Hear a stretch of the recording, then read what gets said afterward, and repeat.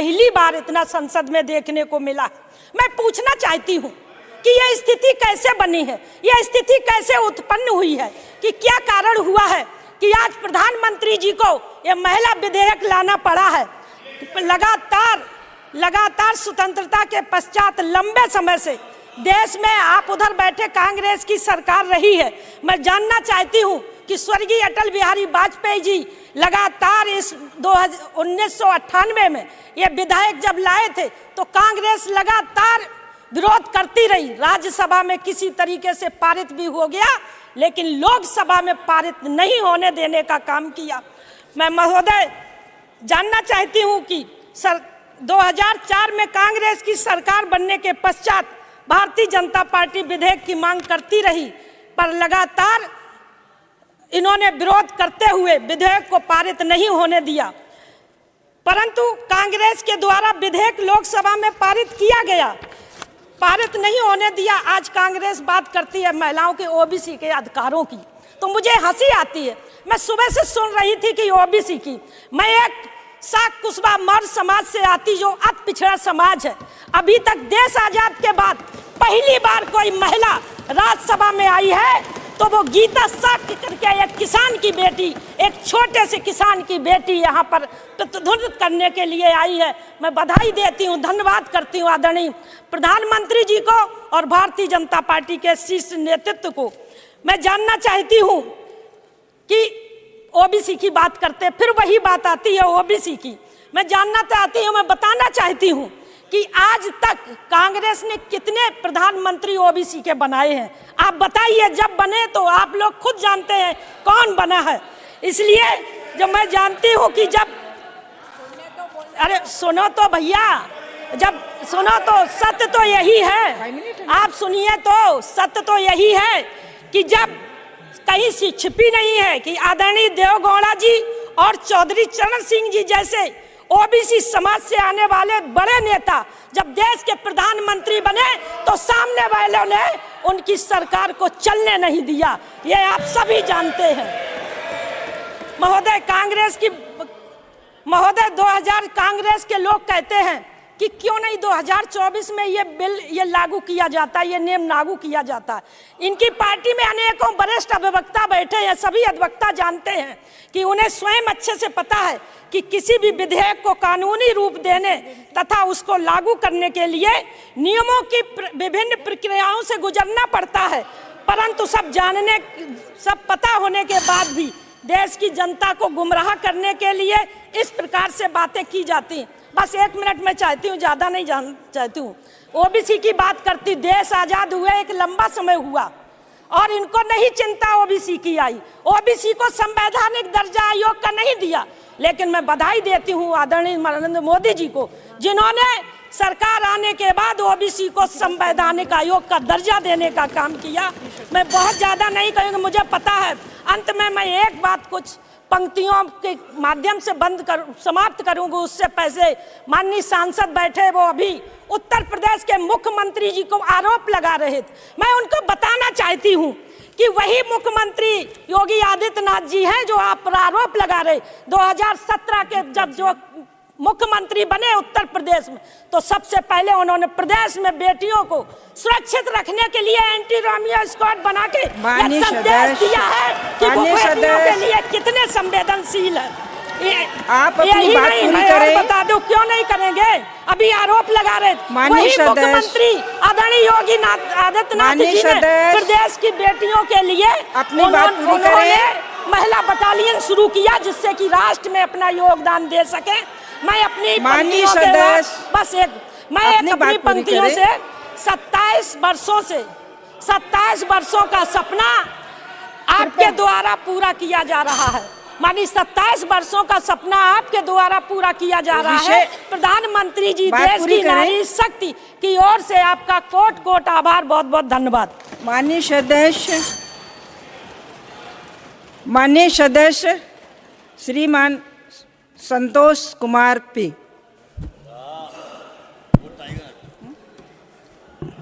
Madam, आपके पास 3 minute हैं। I rise to support this important piece of legislation. CPI always stood for the empowerment of women. Leaders like Geeta Mukherjee were instrumental in bringing this women reservation. And now the important question is whether the government is serious in implementing this bill. Why the government is linking both census and delimitation with this bill? Okay. The government should answer clearly. The union minister who forwarded this bill was explaining many things, but he did not explain why we need this connection between this bill and census plus delimitation. Now they say no time at all. What is the problem in implementing these decisions in the coming election? We have 542 or 40 Lok Sabha seats. So 181 can be given. What is the problem in giving that? You please answer to this question in a very simple manner. This is what the country wants to know. Many other issues are there. I don't want to go into the details. But what prevents you from bringing this legislation to make it practical in the coming election? To that question you have to answer. Others, you speak always on Modi, it's a different issue. Now, one important point is that, Madam, I would like to bring you notice. There is a case pending in the Supreme Court of India, initiated by one of the prominent women organizations in this country called NFIW, National Federation of Indian Women. That case is pending, in which all political parties made a party to it. The government of India and almost all states are also part of that case. Now, the Supreme Court last time asked, what are the steps taken by the union government? And the councils representing the union government was absolutely defenseless. Now, this is a face-saving mission, in fact. But even then, India, a country which stands 140th rank in the world human political report, women's role in politics, a report was recently came out, and India stands at 140th position. So we all wholeheartedly support, but we sincerely doubt this intention of the government. They want to make it a jumla, it's a political jumla only, and later on they will say, oh, we have given many offers. So who is going to make it practical? So while supporting this bill, important piece of legislation, we sincerely doubt the intention of this government, and they want to make it another piece of jumla only. And with these words, I support the bill, but I do share these apprehensions on this bill.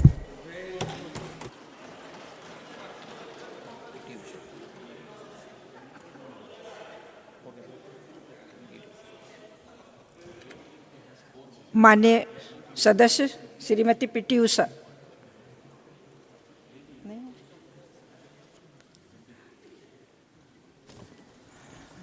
Thank you, Chairman Sir, for giving me this opportunity to speak.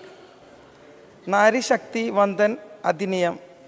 First of all, my Vandan to all the female of this country and the Honorable PM Sir who put this bill on the table.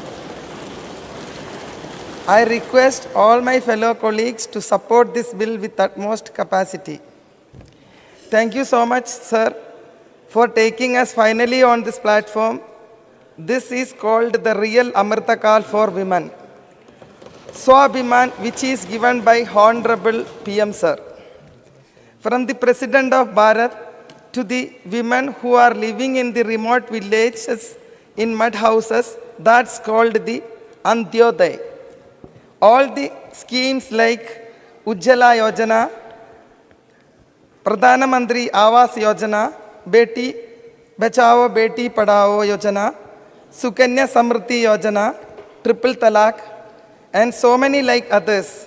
This is not only strengthening women, but also a matter of the dignity of the women. Now I want to draw your attention. Yesterday PM Sir told that this Pavitra Karma done by me. Yes, you are right, sir. You are doing Sapavitra Karma. I must say in the conclusion that today we must thank and offer our pranam to one incredible woman, Sorgiya Srimati Hiraben Modi ji, the mother who gave Bharat an illustrious son who would bring justice to the entire women population of Bharat.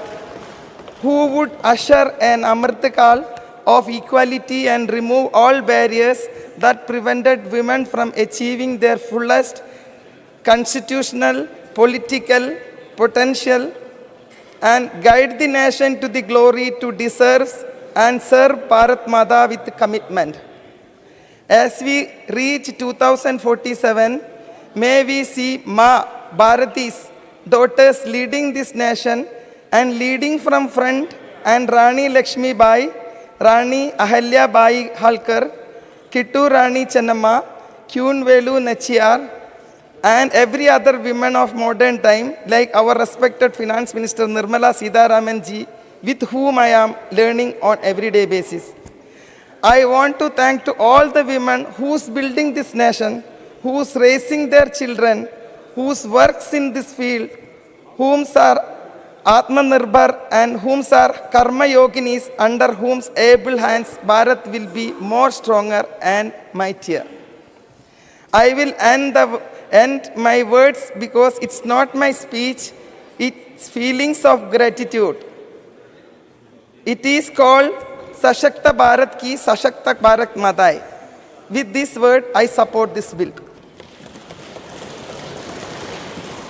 माननीय सदस्य श्रीमती सीमा द्विवेदी।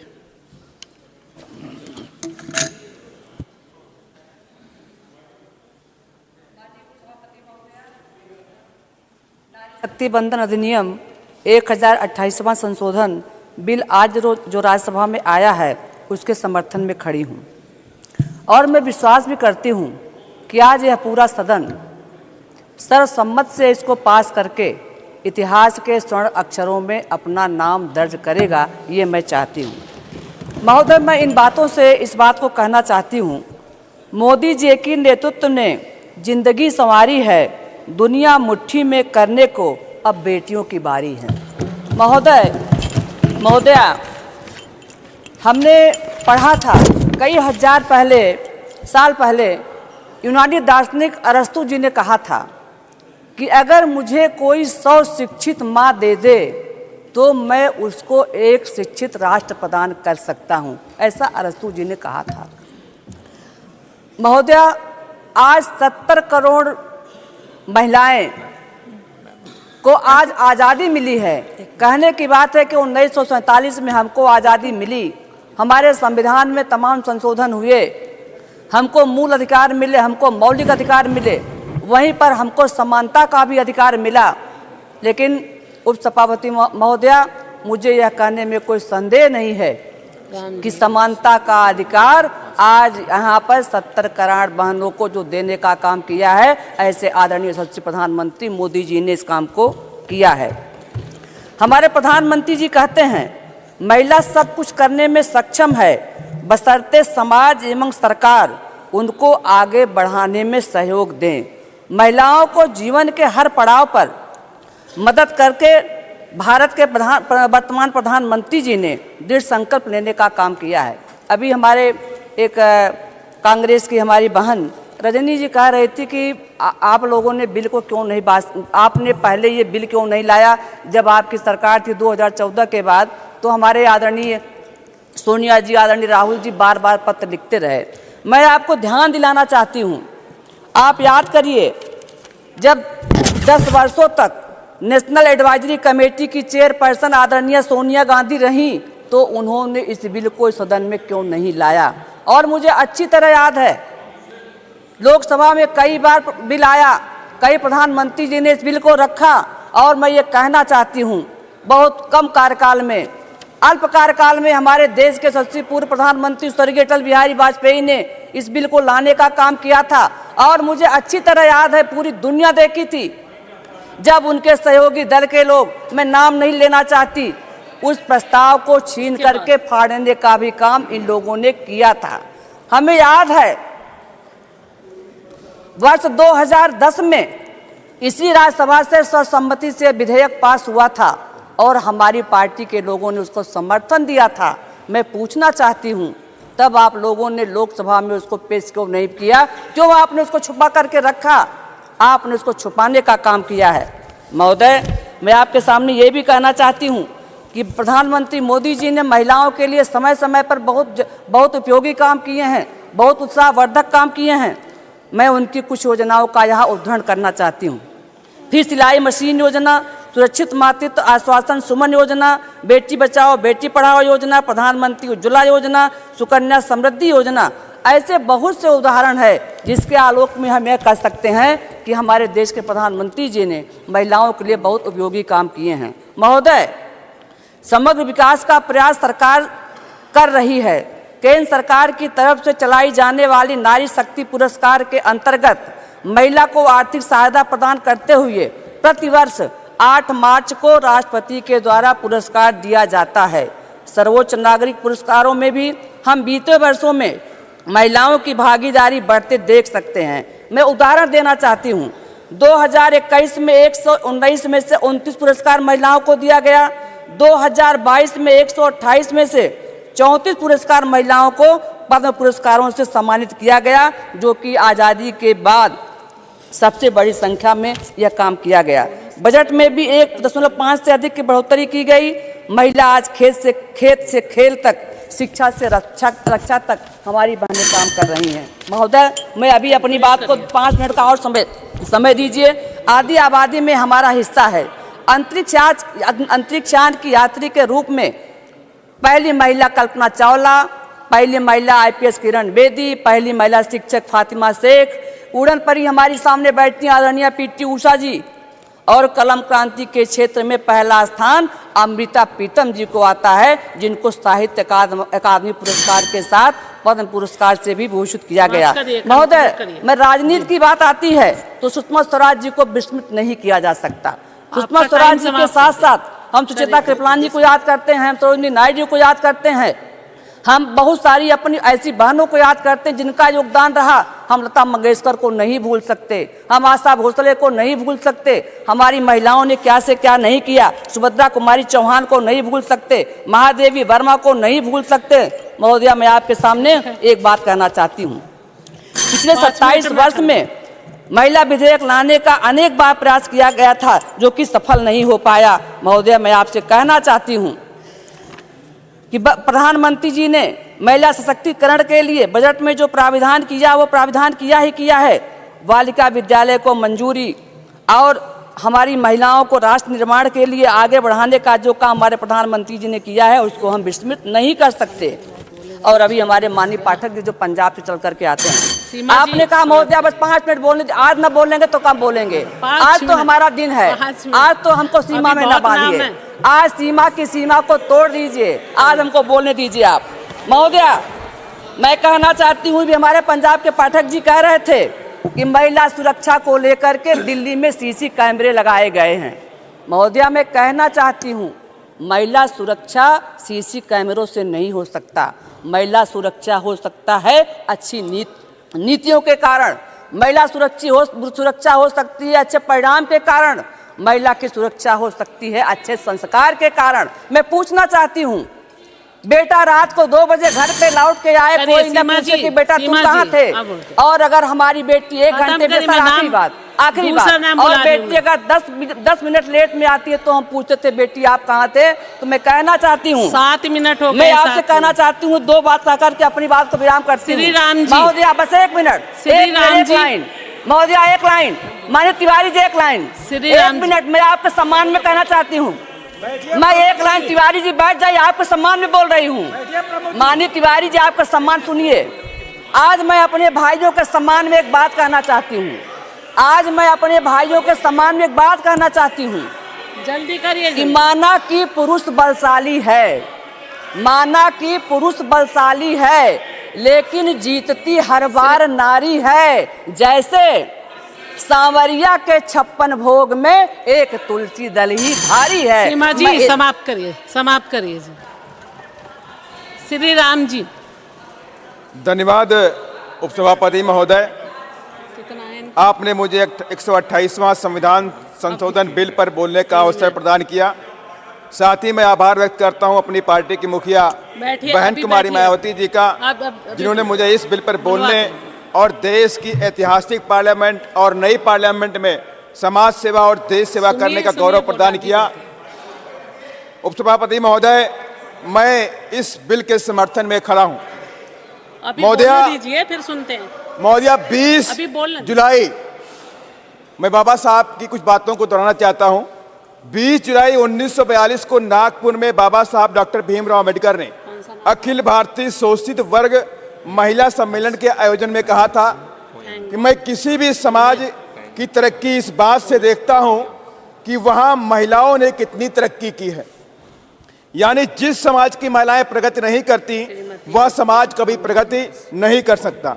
बाबा साहब doctor Ambedkar महिलाओं की प्रगतिशील बनाने के लिए उनकी शिक्षा में भागीदारी, सामाजिक और आर्थिक स्तर में भागीदारी सुनिश्चित करना चाहते थे। इसलिए बाबा साहब डॉक्टर अंबेडकर ने हिंदू कोड बिल में महिलाओं को तमाम तरह के हक, अधिकार और पिता पति की संपत्ति में बराबरी का हक दिया, ताकि उनका सामाजिक स्तर बढ़ सके। शिक्षा और नौकरियों का अधिकार भी संविधान में देने का काम किया। संविधान के प्रेम्बल में जस्टिस और इक्वलिटी की बात बाबा साहब ने कही। 25 नवंबर 1949 में कहा, मैंने राजनीति में आज बराबरी का हक दिया, one vote one man one value का सिद्धांत कायम किया। लेकिन सामाजिक और आर्थिक असमानता के आने वाली सरकारों को जल्द से जल्द दूर करना पड़ेगा। महोदया, इतिहास गवाह है, महिलाओं ने तमाम जुल्म और जातियों को सहा है, जिसमें दहेज प्रथा, बाल विवाह, सती प्रथा और यहाँ तक कि शिक्षा पर लगा सामाजिक प्रतिबंध, जिसे भारत की प्रथम शिक्षिका माता सावित्रीबाई फुले ने 1 जनवरी 1848 में लड़कियों के लिए पुणे में स्कूल खोलकर इस प्रतिबंध को खत्म किया। महोदया, इन तमाम सामाजिक कृतियों के बावजूद भी महिलाओं ने देश की आज़ादी की जंग में बढ़ चढ़कर हिस्सा लिया। चाहे रानी लक्ष्मीबाई हो, सरोजिनी नायडू हो, बेगम हजरत महल, झलकारी बाई कोरी, उदा देवी पासी, बिजली पासी, चाहे मुजफ्फरनगर की महावीरी देवी वाल्मीकि, यहाँ तक कि दुर्गा देवी, जिनको दुर्गा भाभी के नाम से जाना गया, चाहे सिक्किम से हेलेन लिप्चा हो उर्फ सावित्री देवी हो, नागालैंड से चाहे रानी जायदिन लियू हो, चाहे वो गोरखा से पुतलीमाई देवी जी हो, इन सभी महिलाओं ने तमाम महिलाओं ने अपने प्राण देश की आज़ादी के जंग में न्यौछावर भी करने का काम किया है। यही नहीं महोदया, जब मैं एग्जाम्पल देना चाहता हूँ, बस मैं खत्म कर रहा हूँ। महिला सशक्तिकरण को लेकर के उत्तर प्रदेश में बहन जी मुख्यमंत्री थी, तो माननीय बहन जी ने उत्तर प्रदेश के तमाम महिला कॉलेज खोले। मैं खत्म कर रहा हूँ, 1 मिनट खत्म कर रहा हूँ। माता सावित्रीबाई फुले शिक्षा योजना भी शुरू करी, जिसमें 25,000 रुपए और साइकिल देने का काम किया। महोदया, मैं आपके माध्यम से केंद्र की सरकार से अपील करता हूँ कि अगर महिला सशक्तिकरण देना है तो SC, ST, OBC की महिलाओं को भी इसमें अलग से रिजर्वेशन देने का प्रावधान करें, क्योंकि पूरे देश के अंदर आज भी इन महिलाओं के साथ में अत्याचार होता है। अगर सही माने में मैं फिर से आपके माध्यम से केंद्र की सरकार से अपील करता हूं, SC, ST, OBC की महिलाओं को 33% आरक्षण में रिजर्वेशन सुनिश्चित करने का काम करें। इसको संज्ञान में ले, गंभीरता से ले। धन्यवाद।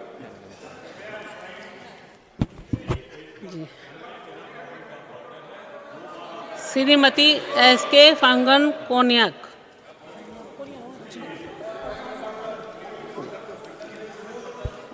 Honorable Deputy Chairman, ma'am, I stand here today in support of this bill because it is a defining moment in the history of our country for women. I'm here today because my party chose to give me the ticket. महिलाओं का सम्मान करिए। आज महिलाओं का दिन है, महिलाओं का दिन है, महिलाओं का सम्मान करिए, महिलाओं को सुनिए। आज I'm here today as an MP because my party chose to give me the ticket in spite of many male capable ticket seekers. And BJP as a party is a party which practices 33% reservation in the party setup. The enabling environment created by our Honorable Prime Minister has led to women empowerment, transitioning to women-led development. Now, Prime Minister's various initiatives like Beti Bachao, Beti Padhao, Ujjwala scheme, Mudra scheme, Ayushman Bharat, Sukanya Samriddhi, all this has led to now the sex ratio of women increasing to 120 females for every 1,000 males. And this increase in sex ratio can all be contributed to the various initiatives of our Honorable Prime Minister.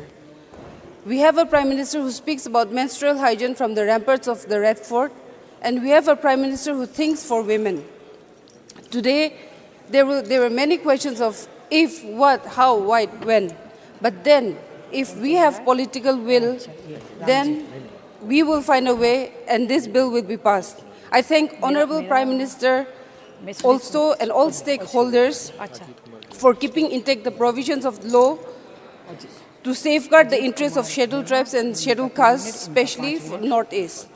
And also take this opportunity to thank Honorable Prime Minister for being the champion of women empowerment initiatives. And now with the passage of this bill, a dawn of women-led development will begin. I support this bill. Thank you.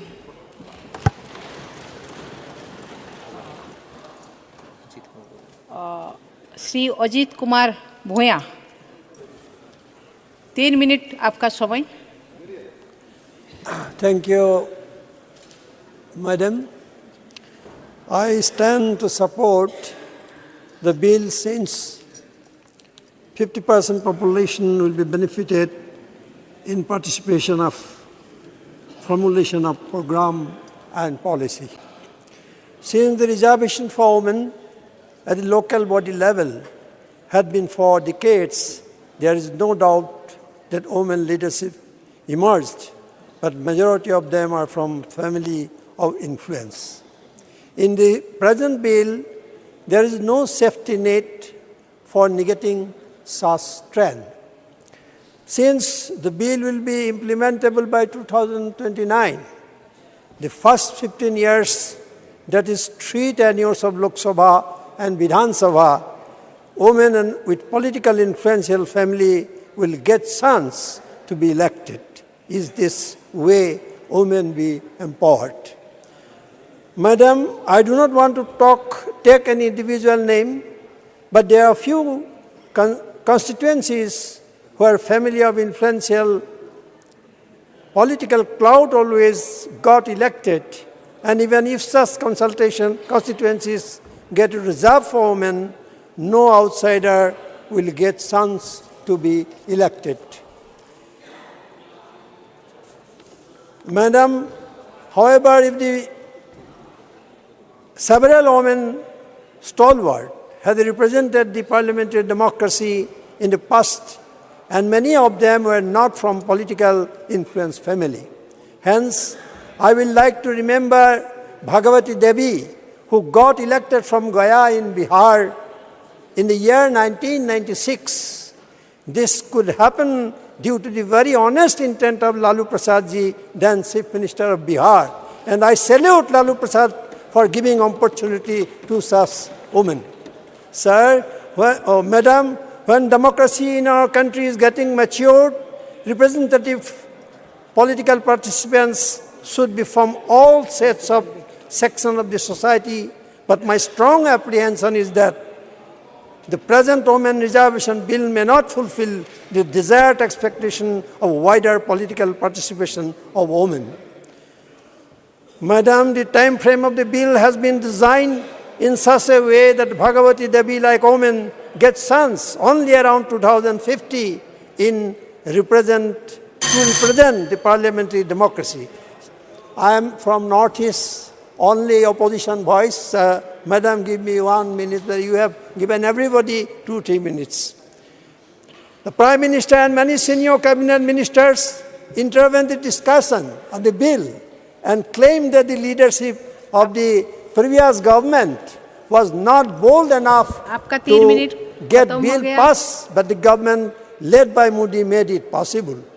Will any member of the August House deny that the demand of 33% reservation in Parliament and Assembly originated only after constitutional amendment of women reservation at local level? On 2 points only, Madam. Thereafter, since 1996 onwards, all successive governments at the center piloted the bill and tried to evolve consensus. Perhaps this is the first government who do not believe in consensus behavior and diluted the bill, and women has to wait for years.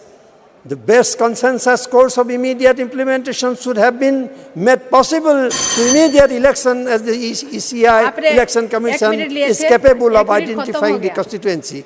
Finally, let me quote a very interesting couplet, famous couplet.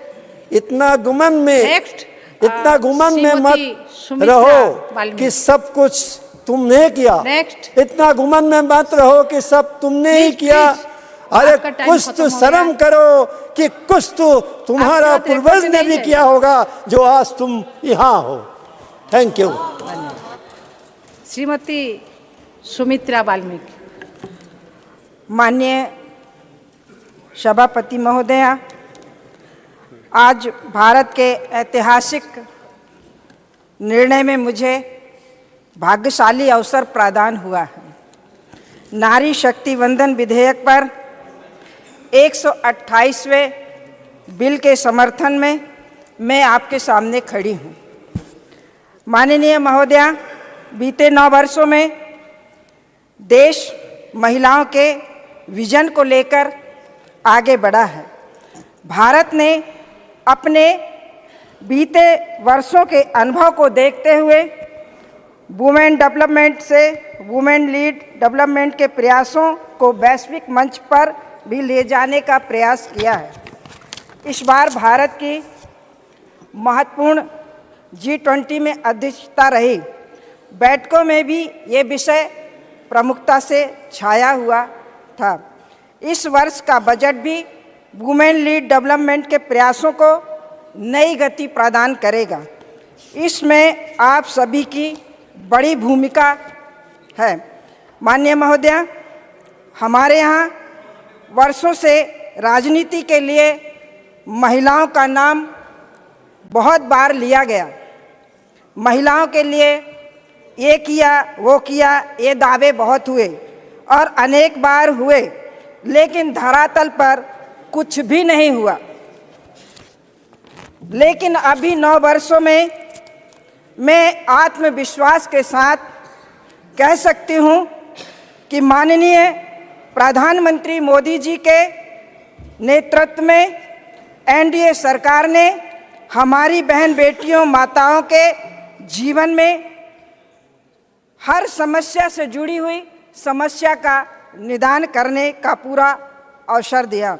राजनीतिक परिदृश्य में यदि देखा जाए तो मैं स्वयं इस बात का आपके सामने उदाहरण हूँ। देश के यशस्वी प्रधानमंत्री माननीय मोदी जी ने भारत के श्रेष्ठ सदन में स्थान देकर अपने कार्यों को चरितार्थ किया, वरना अभी तक तो यह वर्ग सिर्फ वोट बैंक में रहा। महिलाओं की दीन दशा सुधारने का कार्य माननीय मोदी जी ने एनडीए सरकार ने किया। गर्भावस्था के दौरान शिशु को पौष्टिक खाना मिले, इसके लिए माननीय मोदी जी ने मातृ वंदना योजना चलाई, जो 3 करोड़ से अधिक महिलाओं के बैंक खातों में सीधे भेजने का कार्य हुआ। शिशु का जन्म अस्पताल में हो, इसके लिए भी वृद्ध अभियान चलाए गए। बेटी को कोख में न मारें, इसके लिए बेटी बचाओ बेटी पढ़ाओ जैसे जन आंदोलन हुए। मोदी जी ने जनता से आह्वान किया कि आप मुझे बेटी भीख में दे दो, मैं बेटी को संवारूंगा और आगे उसे राष्ट्र की संपत्ति में शामिल करूंगा। बेटी बड़ी होकर स्कूल जाए तो शौचालय ना होने की वजह से स्कूल ना छोड़े, इसके लिए करोड़ों शौचालय बनाए। बेटी शिक्षा जारी रखे, इसके लिए सुकन्या योजना दी। इसके लिए माननीय बेटियों को एवं बहनों को मुद्रा योजना दी। सैनिक स्कूलों के द्वार खोले। इस अवसर पर सेना में अफसर बने। तीनों सेनाओं में बेटियों को रास्ते खोल दिए। आप आज देखेंगी बड़ी संख्या में अग्निवीर में बेटियां भर्ती हुई हैं, जो एनडीए पुणे में पहले बैच की ट्रेनिंग ले रही हैं। माननीय महोदया, यही नहीं, मैं गांव तक यह सेल्फ हेल्प के ग्रुप के विस्तार की सहायता को दुगना कर दिया। रसोई गैस के उज्ज्वला गैस के कनेक्शन दे उनके जीवन में नया और सुलभ बनाने के लिए कदम बढ़ाए। प्रधानमंत्री मातृ योजना के अंतर्गत 3 करोड़ से ज़्यादा महिलाओं को भुगतान किया जा चुका है। 5 मिनट। माननीय महोदय, बस बेटियों और बहनों के हर घर जल नल योजना के अंतर्गत कार्य किए गए। माननीय महोदय, बेटियों को अंधेरे में ना रहना पड़े इसके लिए सौभाग्य योजना चलाई। बेटी बीमार ना पड़े इसके लिए आयुष्मान कार्ड योजना एक ताकत बनकर उनके सामने आई। मैं कहना चाहूँगी कि आज जिस तरह से भाग्य भारत का बहनों के हाथ आगे बढ़ रहा है, इसी के लिए मैं अपनी ओर से 2 लाइनें समर्पित करना चाहती हूँ कि सामने है मंजिल तो रास्तों में आगे बढ़ना। अभी वक्त है, जो भी हो मन में वो इच्छा न छोड़ना। कदम कदम पे मिलेगा साथ भाई मोदी का, बस राह चुनने के लिए जमीन मत छोड़ना। धन्यवाद। जय Hind. Thank you. Next doctor M Thambi Durai. Time 3 minute. Thank you very much, Madam. On behalf of ADMK party and former Tamil Nadu Chief Minister Palaniswamy, it's a great coincidence I raised to speak and support the bill.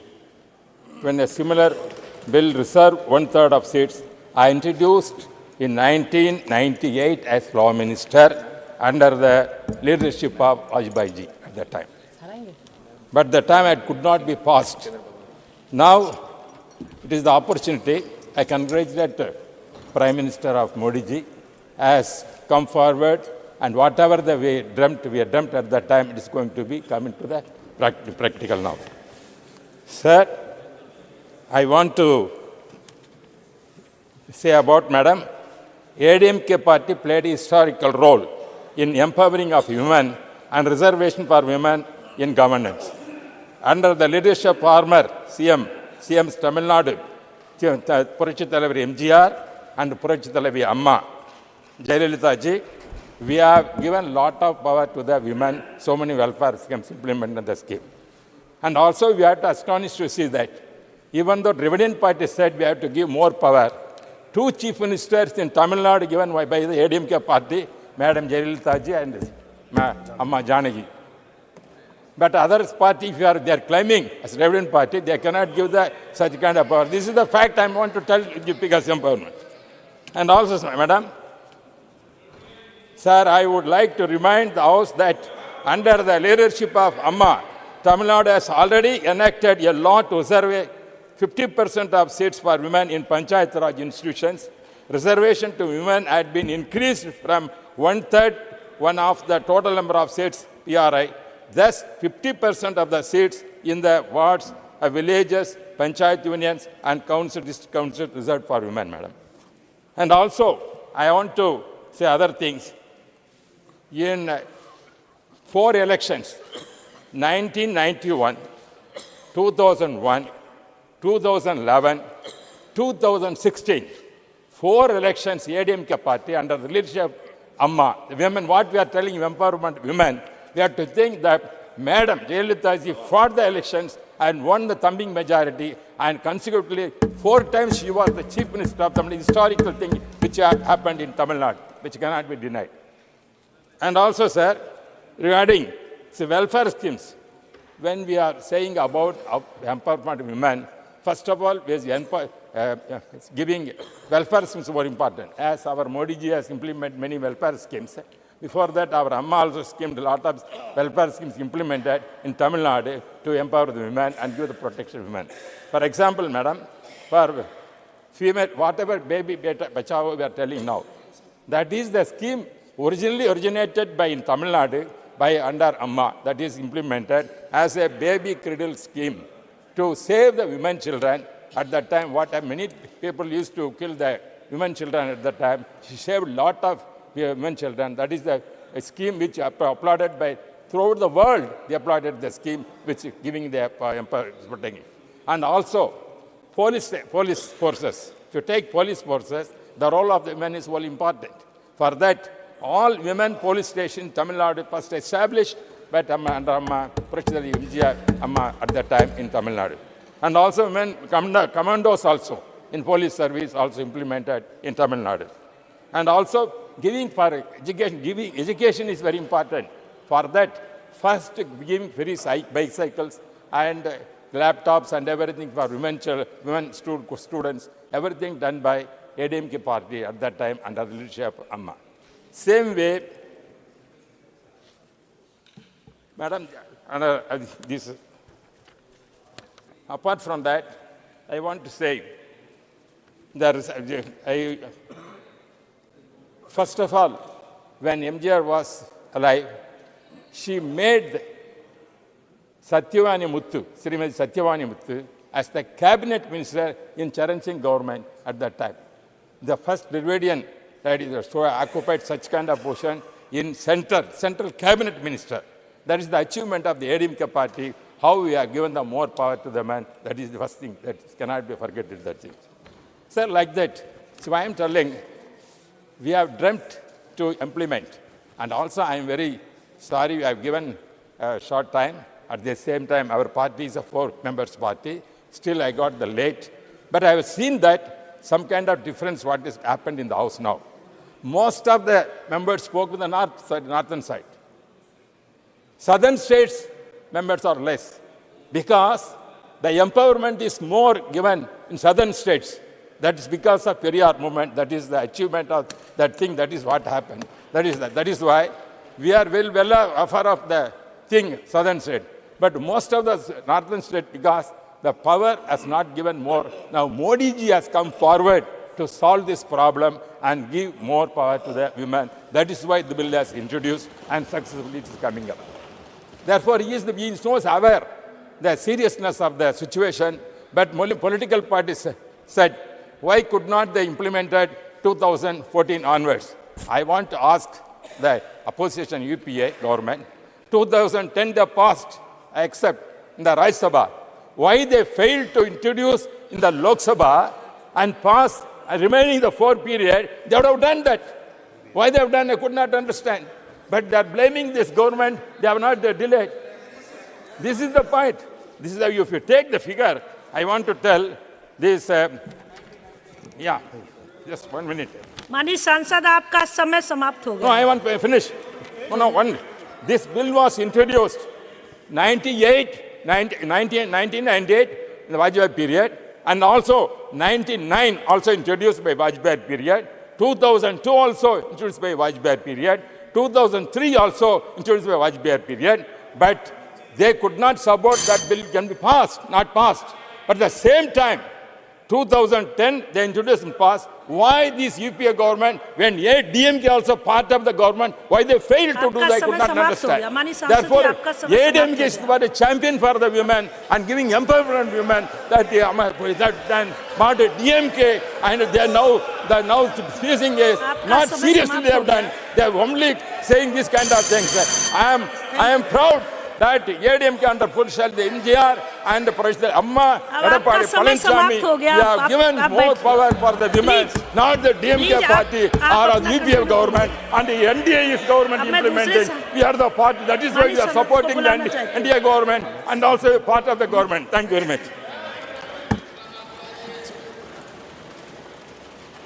Shrimati दर्शना सिंह जी. धन्यवाद उपसभापति महोदया. आपका समय 5 minute. माननीय उपसभापति महोदया, मैं आपका धन्यवाद देती हूं कि आपने मुझे इस ऐतिहासिक बिल पर बोलने का अवसर प्रदान किया. महोदया, मैं बताना चाहती हूं कि ये मेरी मेडन स्पीच है.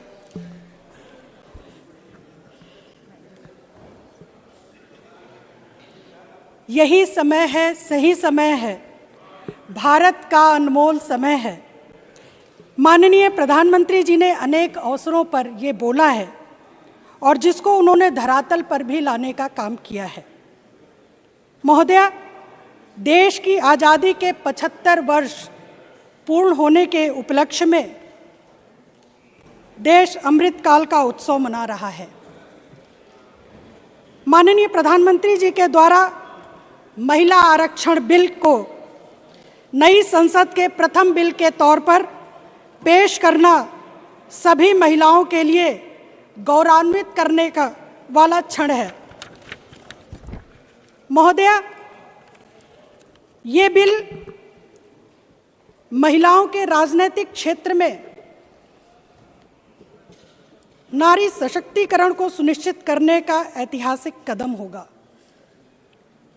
और भारत के संविधान की प्रस्तावना और अनुच्छेद 38 में किए गए वायदे के अनुसार महिलाओं के लिए राजनीतिक न्याय की उपलब्धि का मार्ग प्रशस्त करेगा। महोदया, यह बिल संविधान के इस मूल भावना का सम्मान है। इससे पहले भी आदरणीय प्रधानमंत्री जी ने इस देश की करोड़ों महिलाओं को सम्मान देने का काम किया है, जैसे उज्ज्वला योजना के माध्यम से धुएं से मुक्ति दिलाई। इस संदर्भ में मैं आपको बताना चाहूंगी कि उत्तर प्रदेश में 3,24,00,000 से ज़्यादा महिलाएं प्रधानमंत्री उज्ज्वला योजना का लाभ ले रही हैं, जो कि पूरे देश में सर्वाधिक संख्या है। महोदया,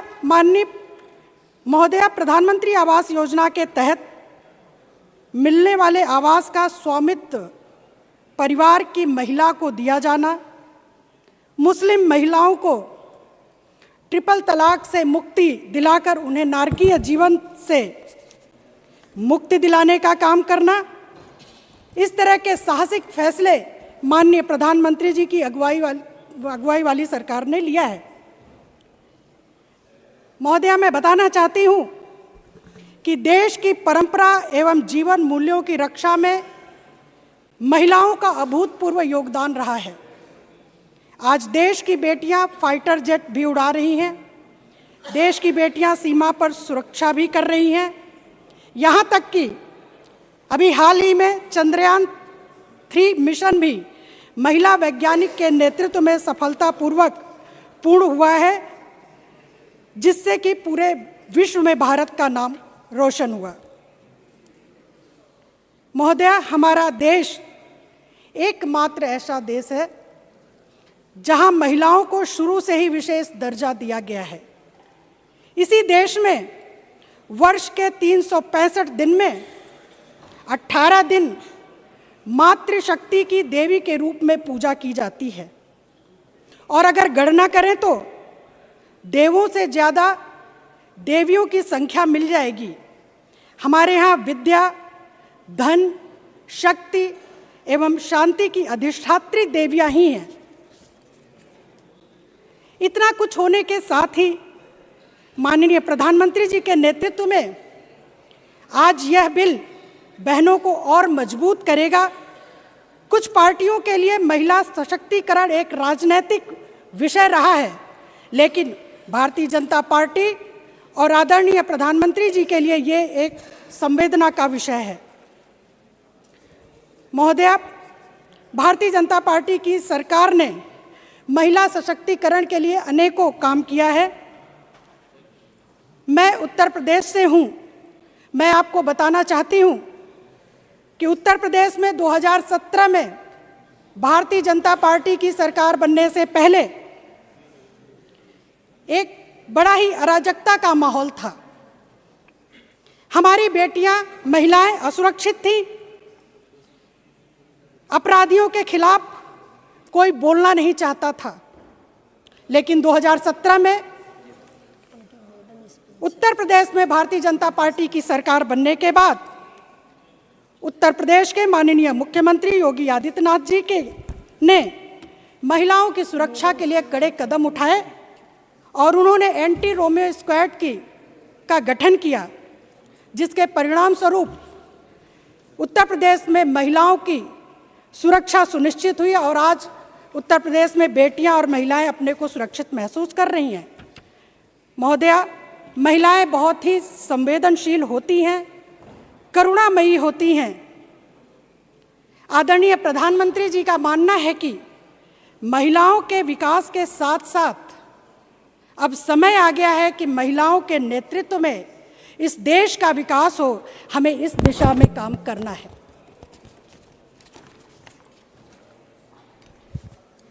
माननीय उपसभापति महोदया, महिला आरक्षण बिल को सबसे पहले, इससे पहले 4 बार भाजपा सरकारों द्वारा लाया गया, लेकिन विपक्ष की नकारात्मक सोच एवं उनकी खराब नीयत के परिणाम स्वरूप ये कभी पारित नहीं हो सका। लेकिन 19 सितंबर 2023 को गणेश चतुर्थी के सुअवसर पर माननीय प्रधानमंत्री जी के द्वारा महिलाओं के पक्ष में नारी शक्ति वंदन अधिनियम विधेयक लाने का साहसिक एवं महत्वपूर्ण निर्णय लिया गया। इसीलिए हमारे यहाँ कहा जाता है कि नारी अस्य समाजस्य कुशल वास्तुकारा अस्ति, अर्थात नारी समाज की आदर्श शिल्पी है। महोदया, मेरी ये मेडन स्पीच है, बस थोड़ा सा समय और आपका लेना चाहूंगी मैं। देश में जब भी महिला सशक्तिकरण की बात होगी, तब इस देश की समस्त मातृशक्ति माननीय प्रधानमंत्री जी के इस कदम की सदैव ऋणी रहेगी। महोदया, आज का भारत नया भारत है। आज का भारत युवा भारत है। आज का भारत ऊर्जा से भरा भारत है। आज का भारत महिला सशक्तिकरण का भारत है।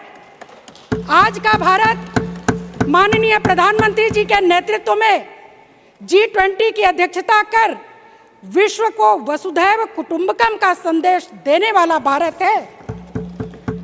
अतः अंत में मैं सभी महिलाओं की तरफ से आदरणीय प्रधानमंत्री जी का कोटि कोटि आभार प्रकट करती हूं कि आपने हम सभी महिलाओं को सम्मान से जीने का बारंबार अवसर प्रदान किया है और माननीय प्रधानमंत्री जी के द्वारा महिलाओं के अधिकार के समर्थन में लाए गए इस महत्वपूर्ण बिल का मैं समर्थन करती हूं। बहुत बहुत thank you. Shri J.K. Vasan, माननीय सदस्य J.K. Vasan. Sir, I stand here to support this important bill on behalf of my party, Tamil Maanila Congress, Mupanar, sir. Sir, for the past 4 decades, many governments have been trying to pass the examination for bringing this bill positively. Unfortunately, sir, they have failed for various reasons. Today, madam, the Bharatiya Janata Party, its government, has passed the examination of winning the women's bill being passed in both the houses. This was the dream come true for our women in the country. I thank the government and support the government on this historic day. Madam, responsibility and empowerment are the need of the hour today after this bill is passed, which our forefathers of the nation wished. I am sure this will be achieved through the continuance of this government after the next election. Especially, madam, this bill is being passed at the 75th year of the Amrit Kal, which is very special. Today, our women in the country are achieving exemplary goals in various fields. Army, Navy, and Air Force. They are in the top positions and doing wonders. They are examples for the world. Yesterday we discussed about women's role in space and science. Women in India excel in all fields. We see women in various capacities. Today, the first person of the country is the President of India, governors, ministers, party presidents are all women today. Unfortunately, legislation, we are very low. That is why we have come forward to introduce this important bill. Madam, to conclude, I wish to quote the famous and apt lines of poet Bharati, a popular and immortal poet of Tamil Nadu. பட்டங்கள் ஆழ்வதும் சட்டங்கள் செய்வதும் பாரினில் பெண்கள் நடத்த வந்தோம். ஏட்டு அறிவினில் ஆணுக்கிணங்க பெண் இளப்பிள்ளை Kanundru Kummi Edi. To put in English, the immortal poet Bharati says, women have come to govern offices and enact laws. The world will prosper in wisdom if we respect women as equal to men. The value of men is to protect women's self-esteem. Then there will be nobody else to degrade. And now the time has arrived to fulfill our long-pending aspiration. As the representative and leader of Tamil Maanila Congress, Moopanar, I support this bill wholeheartedly and thank the government, the Prime Minister, for bringing this bill at the right time. Thank you very much. Thank you. Srimati Sangeeta Yadav.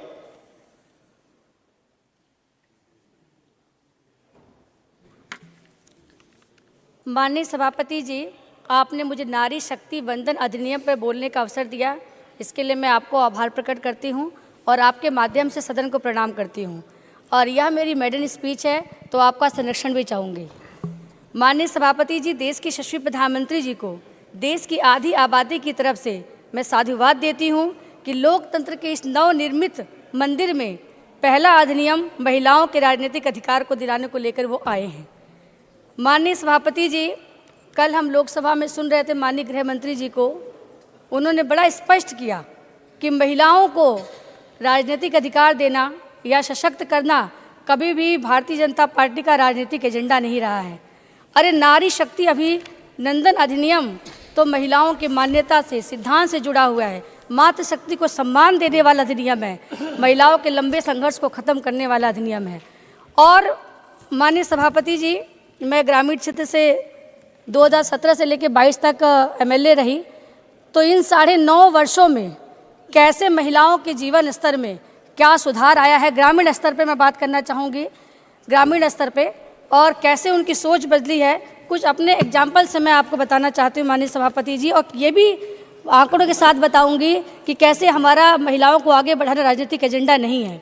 हम आगे तो बढ़ रहे हैं माननीय सभापति जी, आधुनिकता का नारा भी लगा रहे हैं, परंतु जब महिलाओं से जुड़े मुद्दे आते हैं तो सत्ता चुप हो जाती है।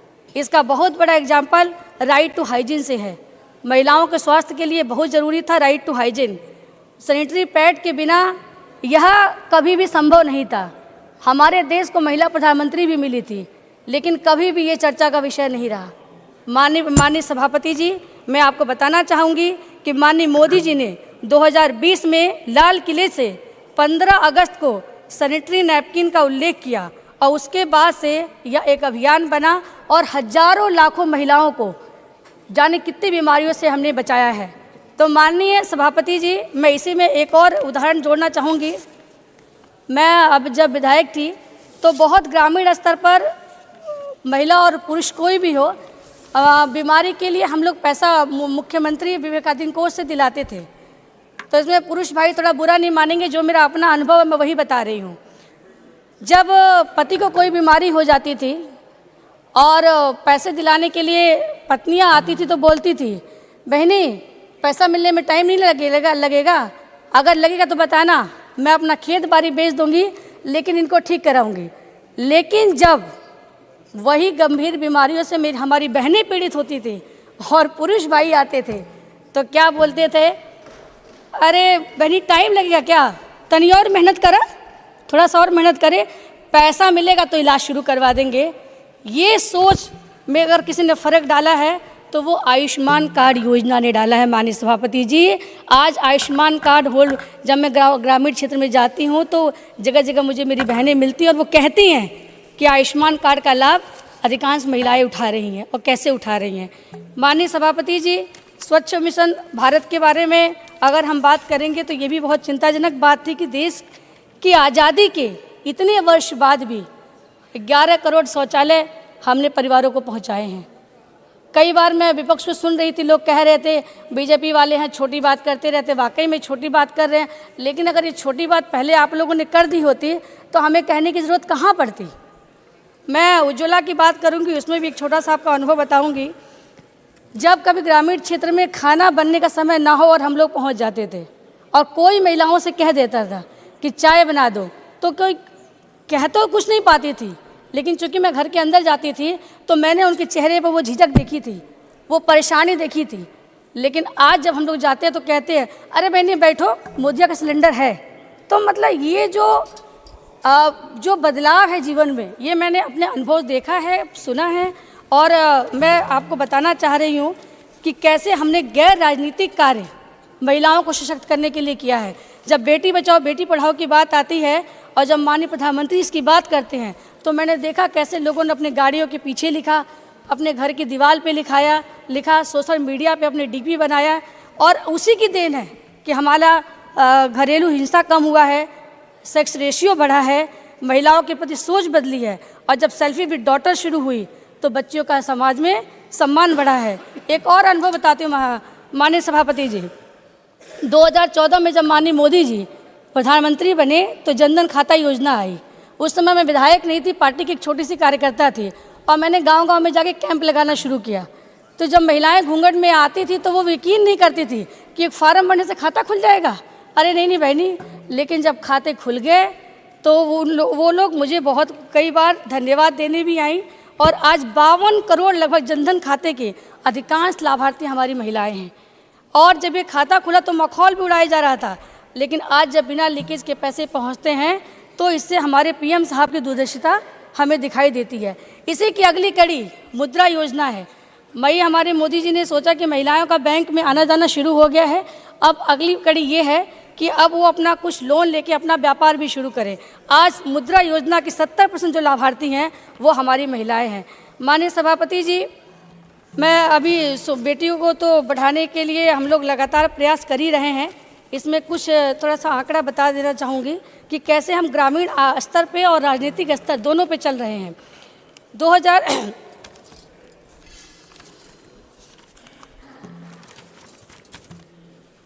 माननीय सभापति जी, हमारी सरकार ने महिला सशक्तिकरण में विशेष बल दिया है, जहां हमारे यशस्वी प्रधानमंत्री ने स्व सहायता समूह के माध्यम से ग्रामीण तबके की महिलाओं को आर्थिक और सामाजिक रूप से आत्मनिर्भर बनाने के दिशा में कार्य किया है। वहीं पर अपनी मंत्रिमंडल में सबसे ज़्यादा महिला मंत्रियों के अब तक का रिकॉर्ड है रखकर उनको राजनीतिक रूप से सशक्त किया है। 8 महिला राज्यपाल बनाने का रिकॉर्ड भी हमारी सरकार के पास भी है।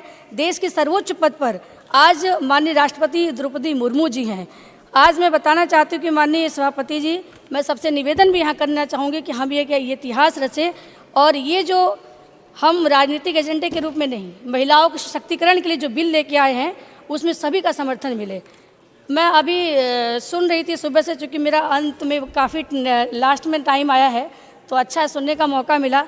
लोग कह भी रहे थे कि ऐसे बिल की क्या ज़रूरत है। उसमें मैं कुछ 2-4 बातें रखना चाहूँगी माननीय सभापति जी। आज भी हमारे जब देश की स्वतंत्रता के 75 वर्ष पूर्ण हो गए हैं, हमारा संकल्प है कि देश को 2047 तक पूर्ण विकसित देश बनाना है। इस उद्देश्य के लिए माननीय मोदी जी ने सबका साथ, सबका विकास, सबका विश्वास और सबका प्रयास का मूल मंत्र दिया है। लेकिन इस उद्देश्य की प्राप्ति के लिए आधी आबादी को राजनीतिक भागीदारी देना बहुत ज़रूरी है। माननीय सभापति जी, लोकसभा के 539 संसद सदस्यों में से मात्र 82 ही महिला सांसद हैं। मुझे बताते हुए हर्ष हो रहा है कि यह भी 2019 के चुनाव में ही अभी तक सर्वाधिक भागीदारी है। माननीय सभापति जी, यही हाल देश की विधानसभाओं का भी है। लगभग पूरे देश में विधानसभाओं में महिला विधायकों का औसत केवल 8% है, संसद में 15% से भी कम है।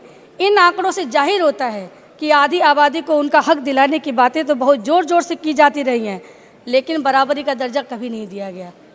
हर क्षेत्र में महिलाएं आज परचम लहरा रही हैं, चाहे वो स्पोर्ट्स हो, चाहे वो स्पेस हो। अब ये सोचने का समय है कि प्राचीन भारत की गौरवशाली नारी की गौरवशाली यात्रा कहाँ पीछे रह गई। हम तो धन के लिए लक्ष्मी जी को, विद्या के लिए सरस्वती जी की पूजा करते रहे हैं और इसमें मैं ज़्यादा नहीं जाऊंगी क्योंकि माननीय राष्ट्रीय अध्यक्ष जी ने सुबह बहुत विस्तार से इस पर चर्चा की है, इसलिए मैं नहीं बोलूँगी। लेकिन मैं इतना जरूर कहूँगी, भारत में अर्ध नारीश्वर के रूप में सम्मान पाने वाली स्त्री पुरुषों से कैसे पीछे रह गई, ये हमारे सोचने का समय है। और उसी परिणति के रूप में यह नारी शक्ति वंदन अधिनियम को हमारी पार्टी लेके आई, हमारी सरकार लेके आई है। आज भारत विश्व गुरु बनने की ओर अग्रसर है, जैसा कि हमने G20 की अध्यक्षता में देखा भी।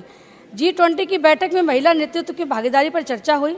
ऐसे में यह अति आवश्यक है कि देश की आधी आबादी को राजनीतिक भागीदारी बढ़ाने का हर संभव कानून बनाया जाए।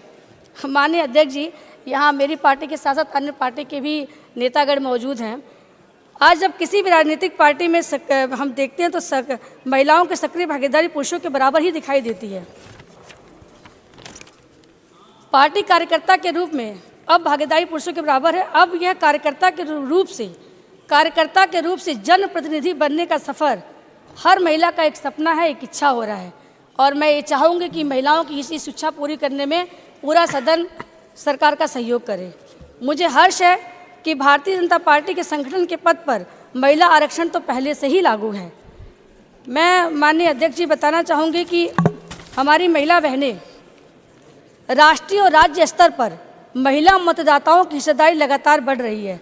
1971 में यह महज 48% थी, 2014 में ये 67% से भी ज़्यादा हो गई है।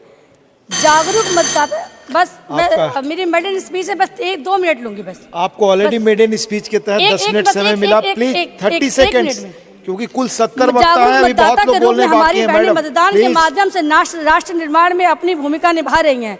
अब यह हमारा समय, अब हम ये समय आ गया है कि आधी आबादी को उनको राजनीतिक सहभागिता का समान अवसर मिले। माननीय सभापति जी, अभी मैं सुन रही थी तो लोग कह रहे थे कि लेकिन इससे पहले कांग्रेस पार्टी की अध्यक्षा 10 साल महिला थी, लेकिन महिला बिल नहीं आया। प्रधानमंत्री भी महिला थी, राष्ट्रपति भी महिला रही, लेकिन ये बिल नहीं आ सका। तो मैं आज अपने सभी लोग निवेदन के साथ इस बिल को समर्थन करें। You have 3 minutes. इसी निवेदन के साथ अपनी Nothing is going on record now. 3 minutes only, sir. आदरणीय उपसभापतिज्यू, आज म नारी शक्ति बन्धन 128 संशोधन बिल 2023 को समर्थनमा म यहाँ उभिरहेको छु सिक्किम जनताको पक्षमा। र यो ऐतिहासिक दिनमा भारत सरकारलाई बधाई दिन चाहन्छु। साथमा सारा भारतका नारी या चेली सबलाई बधाई दिन चाहन्छु, किनभने आज यो बिल पारित भइहाल्छ, भोलिदेखि यो कानुन हुन्छ। अनि साथमा सिक्किम राज्यमा नारी सशक्तिकरणमाथि या अथवा उत्थानमाथि थुप्रो काम भएको छ। विशेष गरी एसडीएफ सरकारको शासनकालमा 50% आरक्षण पञ्चायत र अर्बन लोकल बडिजमा भएको छ। र आज त्यो साथसाथमा 33% सरकारी कर्मचारीमा नारीहरूलाई सिट आरक्षण भएको छ। अनि यो प्रकारले आज यो ऐतिहासिक दिनमा म भारत सरकारका सारा नेतालाई या सरकारलाई बिन्ती गर्न चाहन्छु, लामो समयदेखि थातीमा रहेको लिम्बू र तामाङ समुदायको 2003बाट माग गरेको विधानसभामा सिट आरक्षणको मागलाई पनि यो साथसाथमा हेरचाह गरिदिनु भएको खण्डमा सारा सिक्किमे जनता भारत सरकारसँगै हामी अवारी रहनेछु। र यो बिलको साथमा हाम्रो लिम्बू तामाङको पनि अलिक केही रेखदेख भइदियोस् भनेर म तपाईँ सबलाई बिन्ती गर्न चाहन्छु। र यो साथमा आजको बिल जो लेख छ त्यसको निम्ति हामी सारा सिक्किमे जनताको तर्फबाट हामी समर्थन गर्न चाहन्छु। र यति भन्दै मेरो 2 शब्द यही राख्न चाहन्छु। जय सिक्किम, जय सिक्किमे जनता। बहुत धन्यवाद हिसेला चुंगुपा जी। डॉक्टर कल्पना सैनी।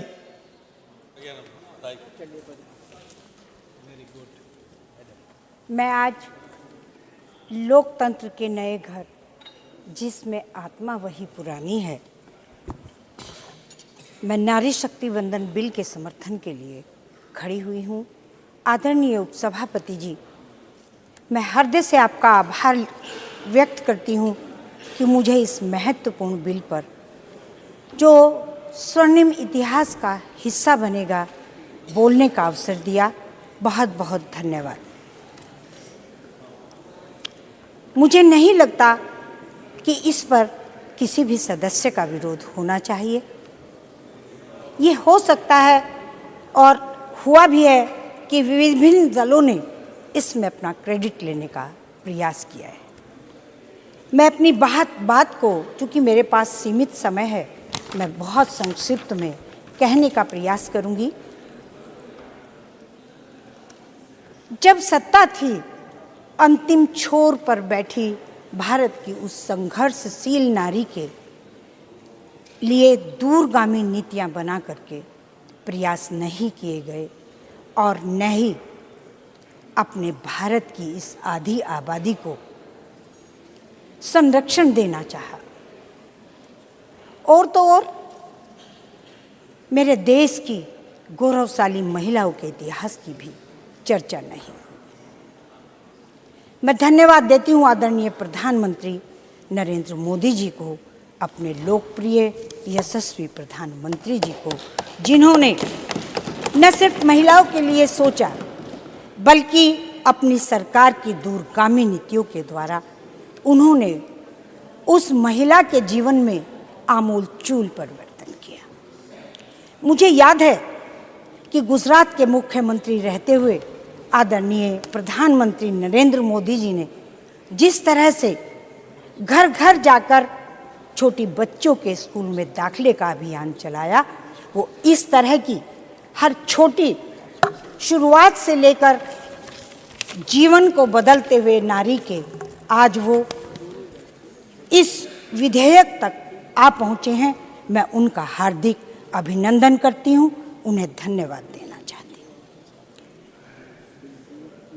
हालांकि आज भी विपक्ष ने भ्रमित करना चाहा, न्यायोचित रास्ते का विरोध करते रहे, पर मैं अपनी बात को संक्षिप्त में ही, पर मैंने कुछ पंक्तियां लिखी हैं, उनमें व्यक्त करते हुए आपका समर्थन चाहती हूँ। हे संघर्षशील भारत की नारी, मुझे बताओ तो घर घर शौचालय बनवाकर महिलाओं के अभिशापित जीवन से मुक्ति दिलाने का माध्यम कौन बना? मोदी जी। हे संघर्षशील भारत की नारी, मुझे बताओ तो बेटी बचाओ और बेटी पढ़ाओ के द्वारा बेटी का जीवन संवर्धित संरक्षित करने का माध्यम कौन बना? मोदी जी। हे संघर्षशील भारत की नारी, मुझे बताओ तो उज्ज्वला योजना लाकर धुएं से घुटते जीवन से बचाने का माध्यम कौन बना? मोदी जी। अरे प्लीज। हे संघर्षशील भारत की नारी, मुझे बताओ तो 3 तलाक के खिलाफ कानून बनाकर बराबरी का स्तर दिलाने का माध्यम कौन बना? मोदी जी। हे संघर्षशील भारत की नारी, मुझे बताओ तो प्रधानमंत्री आवास योजना से घर की आधिकारिक स्वामिनी बनाने का माध्यम कौन बना? मोदी जी। हे संघर्षशील भारत की नारी, मुझे बताओ तो किशोरियों गर्भवती महिलाओं के लिए विशेष योजना चला, स्वास्थ्य को सुनिश्चित करने का माध्यम कौन बना? मोदी जी।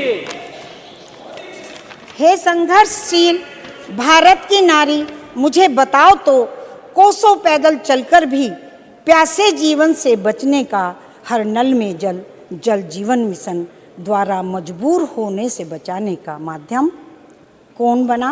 मोदी जी। हे संघर्षशील भारत की नारी, मुझे बताओ तो तुम्हारे गांव के घर घर में बिजली व राशन पहुंचाकर जीवन को सुगम बनाने का माध्यम कौन बना? मोदी जी। हे संघर्षशील भारत की नारी, मुझे बताओ तो संघर्ष भरे अनुसूचित जनजाति जीवन को महामहिम तक लाने का माध्यम कौन बना? मोदी जी। प्लीज कंक्लूड, आपका समय खत्म हुआ मैडम, प्लीज। सर एक मिनट। हे संघर्षशील भारत की नारी, मुझे बताओ तो मैं गांव गली की ओबीसी महिला आज उच्च सदन की सबला बन बैठी हूँ, इसका माध्यम कौन बना?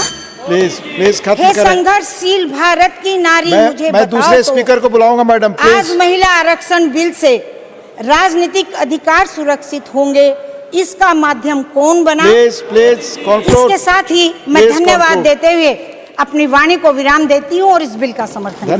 धन्यवाद। धन्यवाद। ऑनरेबल जोस के money, you have 3 minutes, sir. Thank you, sir. Sir, about 12 years back, during the year 2011, I had an opportunity to participate in the Inter-Parliamentary Union meeting in Switzerland, along with the Lok Sabha Speaker. There I was asked to speak on a plenary session, and the topic was women empowerment. I was given a 5 minutes time, and I spoke about the greatness of India. I spoke about the first citizen of India, the president, a woman, Pratibha Patel. I spoke about the Lok Sabha Speaker, the then Lok Sabha Speaker, Meera Kumar. I spoke about the Chief Minister of Delhi, Sheila Dixit. I spoke about Jayalalitha, the CM of Tamil Nadu. I spoke about Mayavati. And I came to my small, beautiful state of Kerala. I said, the Godsom country, and the most literate state in India. And we have a reservation for the local body of 50%. And we have the best governance in the local body in India. Then I came to the subject that we have introduced in the Rajya Sabha about a 33% reservation, and the discussion. And that time, my 5 minutes, 5 minutes time has been elapsed, and I was exhausted. My microphone was switched off, and I came back to my chair. And the next speaker was called on. But the co-chairman was a lady. She came to me, to my chair, and asked, what did you say last? Did you pass it in the Rajya Sabha and Lok Sabha? I said, no, it has been introduced. Then she told me that you should pass it at the earliest, and you should take the initiative. I was just thinking, why in other country, a lady is asking me to pass a legislation? It is not of her concern. But I later came to know that being in the largest, the biggest democratic country in the world, when we pass a legislation like the Women Empowerment Reservation for the women, there will be a compulsion for the other democratic country to pass the same bill. Having said that, the whole world is watching. Today in Rajya Sabha, yesterday in the Lok Sabha, not only the bill passing, but are they going to implement it? How candid, how sincere are the government's approach in implementing it? The Indian citizens are watching this. My only request is, you need to implement immediately 2024 election itself. What is the hassle? You say you need to go for the census and for the delimitation. You have the list of all the electoral, the female and male voters of 2019. 2 minutes, sir. No, always sir. when I speak, you are very strict. 30 seconds. I think the men should speak more for the ladies than the ladies. So last few seconds, sir. See, you call us this for the special session. If it is a special session, you need to implement a 2024. Otherwise, you should not call in for the normal session in the winter session. Why should you call here Thank now? you. So I am calling just other speaker asking now. the sincerity of it. Thank you. Please see Honorable that the bill Shri is Vivek passed Thakur. during the 2024 Vivek election Thakur ji. itself. Thank you so Nothing much. is going on. And I Manya support Vivek Thakur, please. बहुत बहुत धन्यवाद सभापति महोदय जी। आपने मुझे इस महत्वपूर्ण संविधान संशोधन विधेयक नारी शक्ति वंदन अधिनियम पर अपने विचार रखने का अवसर प्रदान किया। If not us then who, if not now then when, ये शब्द मेरे नहीं, ये कथन अमेरिका के राष्ट्रपति रहे जॉन एफ कैनेडी का है, जो उन्होंने तब कहा था जब अमेरिका में सिविल राइट्स मूवमेंट चल रहा था। आज हमारे समक्ष भी यही प्रश्न है, if not us then who, if not now then when. भारत की महिलाओं को उनका हक दिलाने के लिए आज़ादी के इस अमृतकाल में जो आदरणीय प्रधानमंत्री जी ने किया है, उसकी जितनी प्रशंसा की जाए वो कम। आदरणीय सभापति महोदय, 26 वर्ष हो गए जब इस संकल्पना ने संशोधन का आकार लिया था, जब भारत अपने आज़ादी के 50 वर्ष पूर्ण कर चुका था, और आज आदरणीय प्रधानमंत्री जी की संकल्पबद्धता का ही परिणाम है कि यह संशोधन पास होकर मूर्त रूप ले रहा है। आदरणीय सभापति महोदय, क्या केवल ये बोलने से कि ये बिल हमारा है आपकी जिम्मेवारी पूर्ण हो जाती है? तेरा मेरा करने से क्या भला होगा? उनके लिए मैं एक शेर पढ़ना चाहूंगा। न मेरा एक होगा न तेरा लाख होगा, न तारीफ तेरी न मेरा मजाक होगा, गुरूर न कर शाहे शरीर का, यह शरीर भी एक दिन खाक होगा।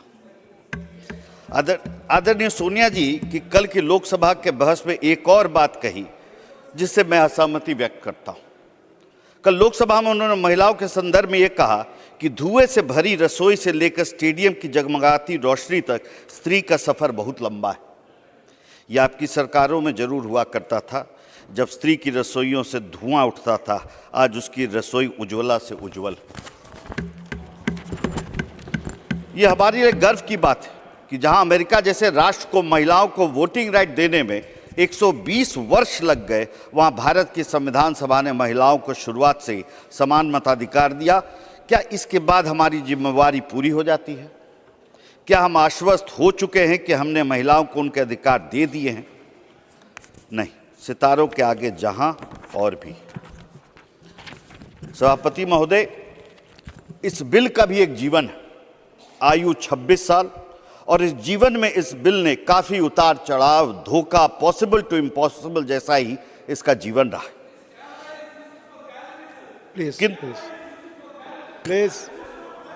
Please take your seat. Take your seat, please.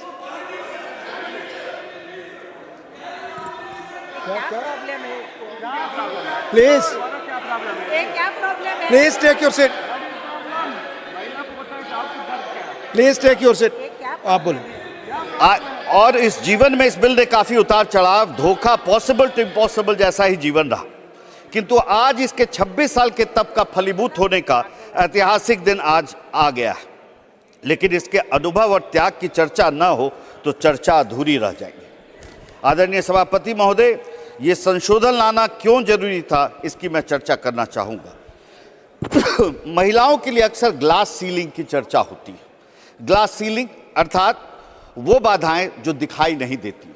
राजनीति के संदर्भ में ये ग्लास सीलिंग की मोटाई, लंबाई, चौड़ाई कुछ ज्यादा होती है और उसकी बानगी में पूर्व के प्रमुख नेताओं के बयान के द्वारा सदन के समक्ष रखना चाहूं। एक हिंदी भाषी राज्य के पार्टी के संस्थापक ने महिला आरक्षण बिल का जब विरोध किया तो कहा कि सिर्फ अमीर और शहरी महिलाओं को फायदा होगा और गरीब गांव की महिलाओं को नहीं, क्योंकि वो आकर्षक नहीं होती। और महिला आरक्षण बिल पास हुआ तो पार्लियामेंट में भी सीटी बजाने वाले लोग आएंगे। ये दुखद वाकया हो चुका है। इसके साथ जदयू के हम पूर्व राष्ट्रीय अध्यक्ष ने महिला आरक्षण बिल का विरोध करते हुए परकटी महिला जैसे शब्दों का इस्तेमाल किया था और लालू जी ने अपने सांसद से बिल को ही सदन में फड़वा दिया था। अब आप सोच सकते हैं कि ग्लास सीलिंग के कैसे उदाहरण हैं। ये वाकया सब हो चुका है। राजनीति में ग्लास सीलिंग का एक और उदाहरण मैं आपके समक्ष रखना चाहूंगा। तमिलनाडु विधानसभा में स्वर्गीय अम्मा जी के साथ क्या हुआ, ये हम सब जानते हैं। अगर सदन में 33% महिला विधायक होती तो तमिलनाडु सदन का यह दुखद वाकया भी नहीं होता। आदरणीय सभापति जी, यही ग्लास सीलिंग है जिसको दूर करने का प्रयास ये बिल करता है। ऐसा ही एक और उदाहरण मुझे याद आता है जो सीधे तौर पर इस बिल से जुड़ा हुआ है। जब स्वर्गीय गीता मुखर्जी ने बिल को प्रस्तुत किया था और लेफ्ट के हमारे साथी मौजूद हैं, कितना विरोध उनको झेलना पड़ा था, परंतु दलगत राजनीति से ऊपर उठकर महिला सांसदों ने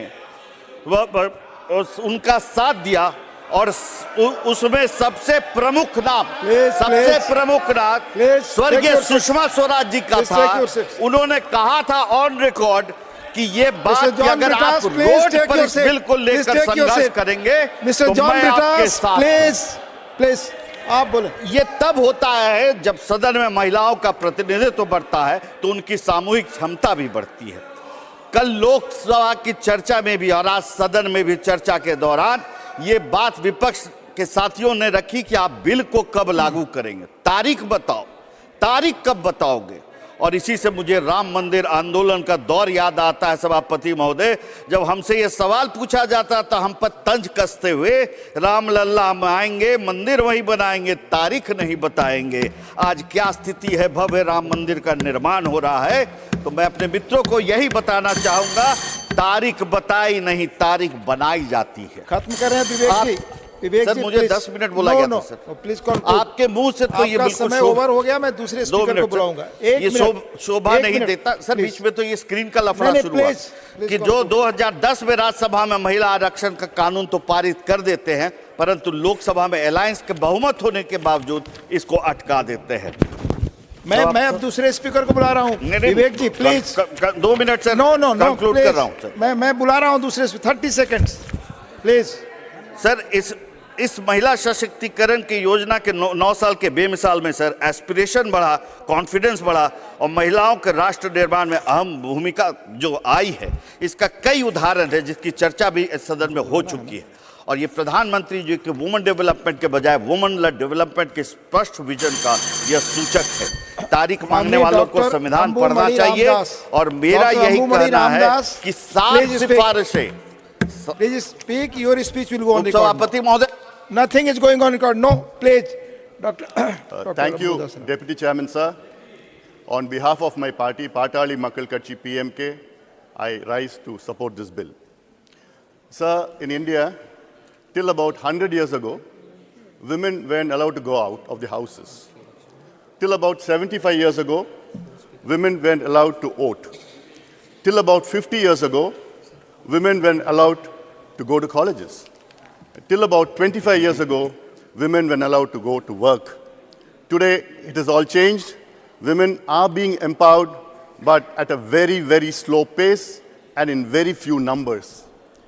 Sir, down 25 years, I like to see a situation in India where women are so empowered that men will try to bring in a similar bill in Parliament for themselves in this August House.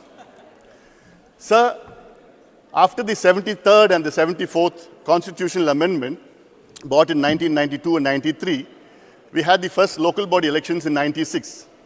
During that elections, many of the party cadres had made their wives, their daughters and their mothers as panchayat presidents or samiti presidents or district zilla parishads, thinking that they could control them through proxy. But then I saw after 2 years, the women acted independently. By the end of their tenure, they did wonderfully well in their positions they held, and some of them got re-elected again and went on to become MLAs and MPs and ministers. So if you give women an opportunity, they definitely will excel in whatever they are doing. So I have 2 requests to the government. One, to kindly bring in the OBC representation in this bill.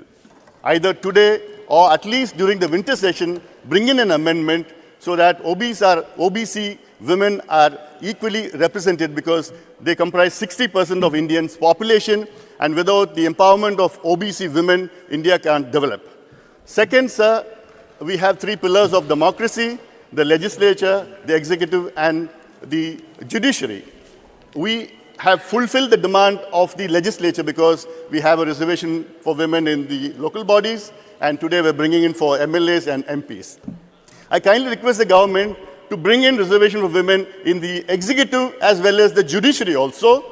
After 75 years post-independence, we still haven't had a woman Chief Justice of India, and there are very few women judges in the High Court and the Supreme Court. We need more women officers in IAS, IPS, IPS, IFS, and defense sector. And definitely we need, so the government should bring in an act, an amendment, constitutional amendment, so that women are empowered in the executive as well as the judiciary. Sir, I would like to end with the saying, if boys get education, only he is educated. But if girls get education, the entire family gets educated. And I would urge upon the government to empower women, respect them, and give them empowerment in all sections of society. And that is when India will become a developed country. Thank you very much. With these words, I support the 128th Constitutional Amendment Bill 2023. Thank you, sir. Thanks for confining yourself to time. Please. Shri Biplav Kumar Dev, 3 minutes. Mani Biplav Kumar Dev. Nothing is going on record. Please. Mani Biplav Kumar Dev, 3 minutes. 3 minutes. 3 minutes. बोलिए. आप बोले आपकी बात ही record पे जा रही है, कोई और बात रिकॉर्ड पे नहीं जा रही. नारी शक्ति बंधन विधेयक 128 कॉन्स्टिट्यूशनल अमेंडमेंट बिल 2023 मैं इसके समर्थन में खड़ा हुआ हूं।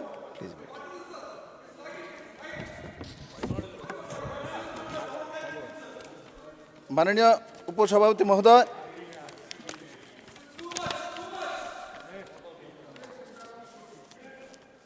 मैं जब आज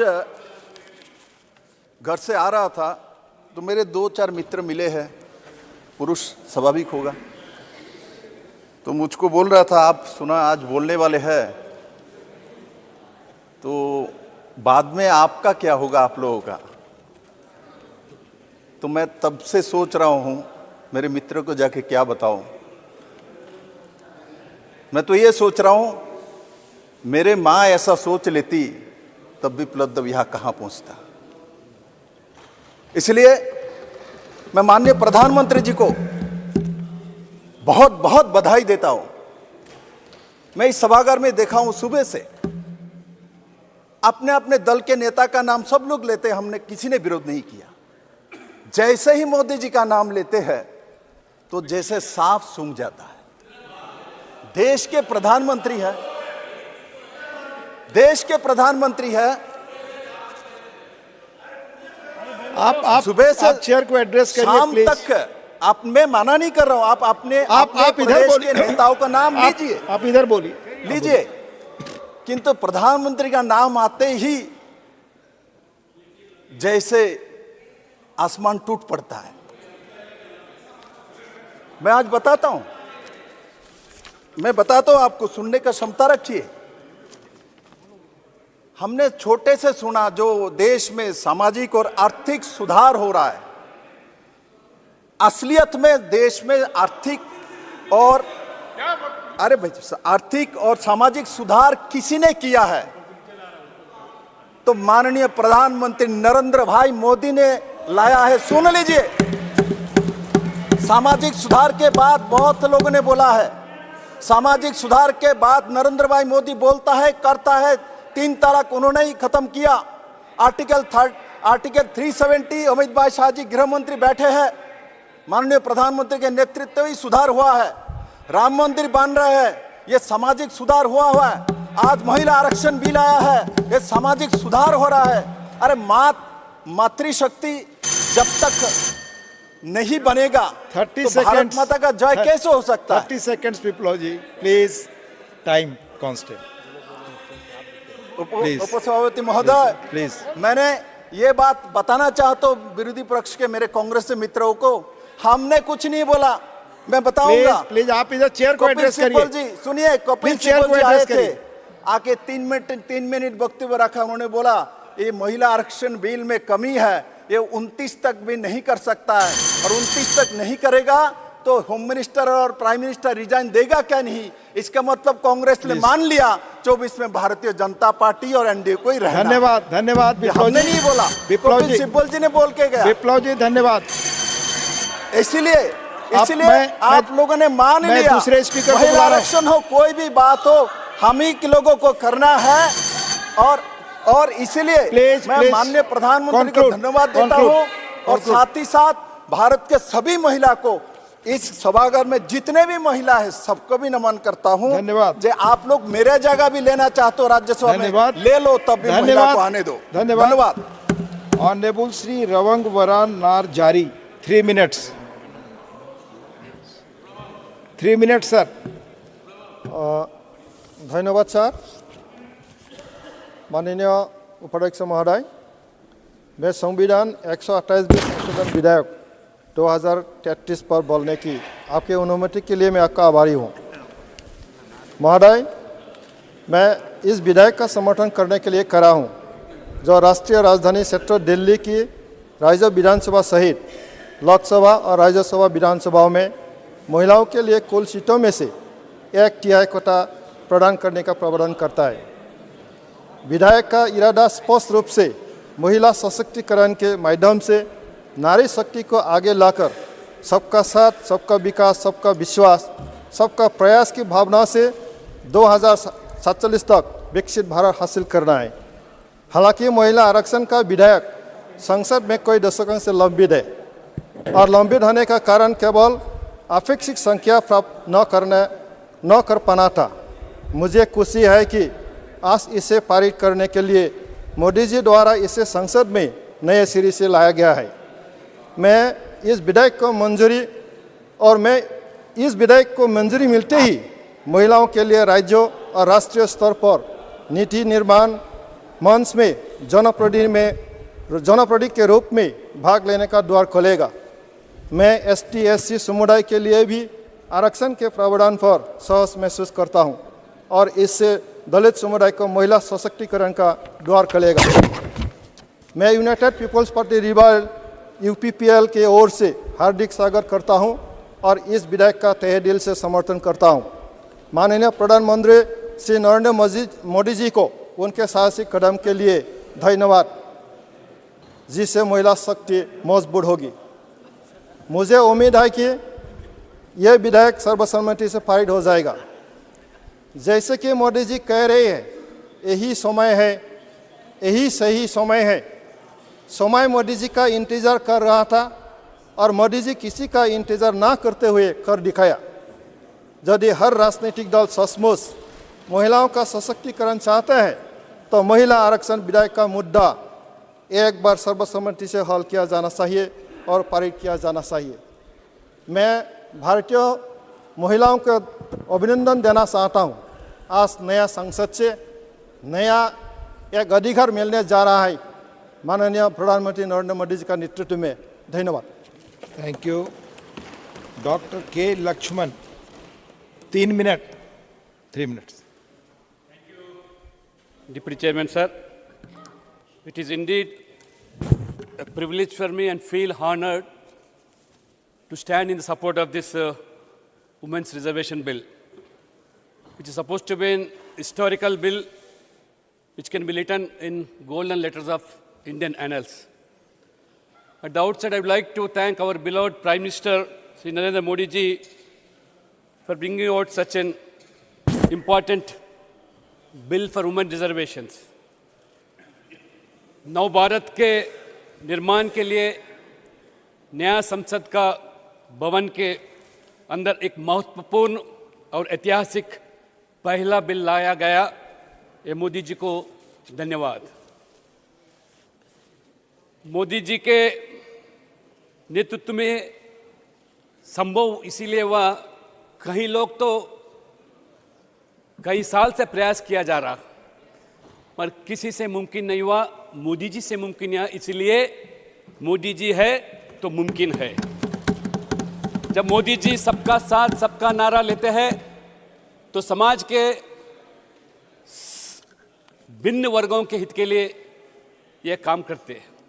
मैं कल से सुन रहा था, खास तौर से हमारे कांग्रेस भाई, हमारे बाकी क्षेत्रीय दल ओबीसी समाज के बारे में इतने हमदर्द बता रहे कि मुझे समझ में नहीं आता। जब भी ये महिला आरक्षण का मुद्दा आया, क्यों ओबीसी समाज का ये इसमें जुड़ा जा रहा है, समझ में नहीं आता। क्योंकि कांग्रेस तो हमेशा ओबीसी विरोधी है।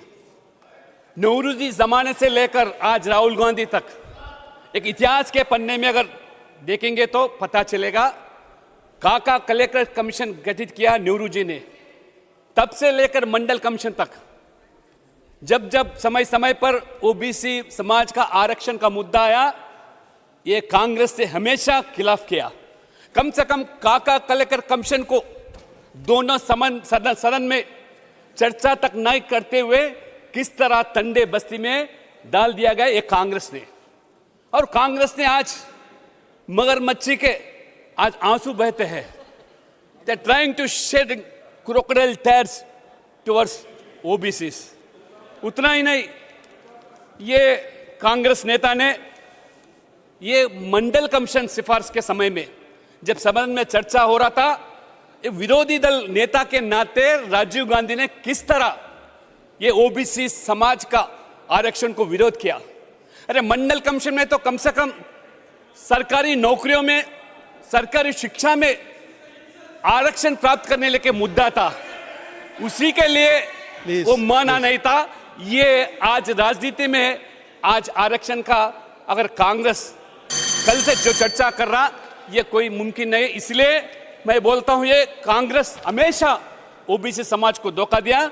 आज नरेंद्र मोदी जी ने आज जब से प्रधानमंत्री बने तब से लेकर आज ओबीसी समाज के हित के लिए इतने योजना और इतने कार्य। 2 मिनट कंक्लूड प्लीज। और मैं यही बताना चाह रहा हूं कि ये मोदी जी ने 2 बार प्रधानमंत्री बने, तीसरे बार प्रधानमंत्री बनने का माहौल बन गया, ये सही नहीं पा रहे।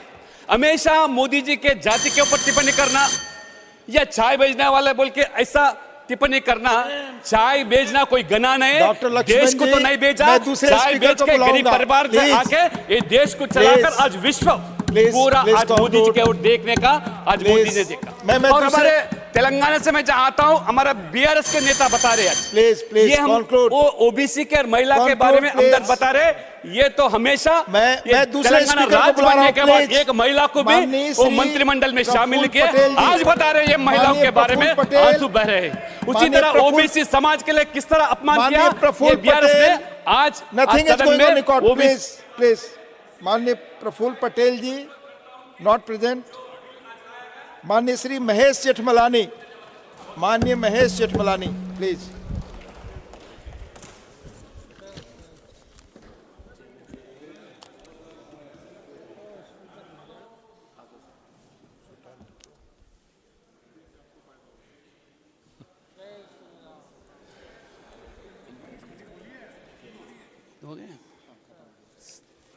Shri Praful Patel. Sir, I have just been asked to speak. Okay, okay. Get going, get going.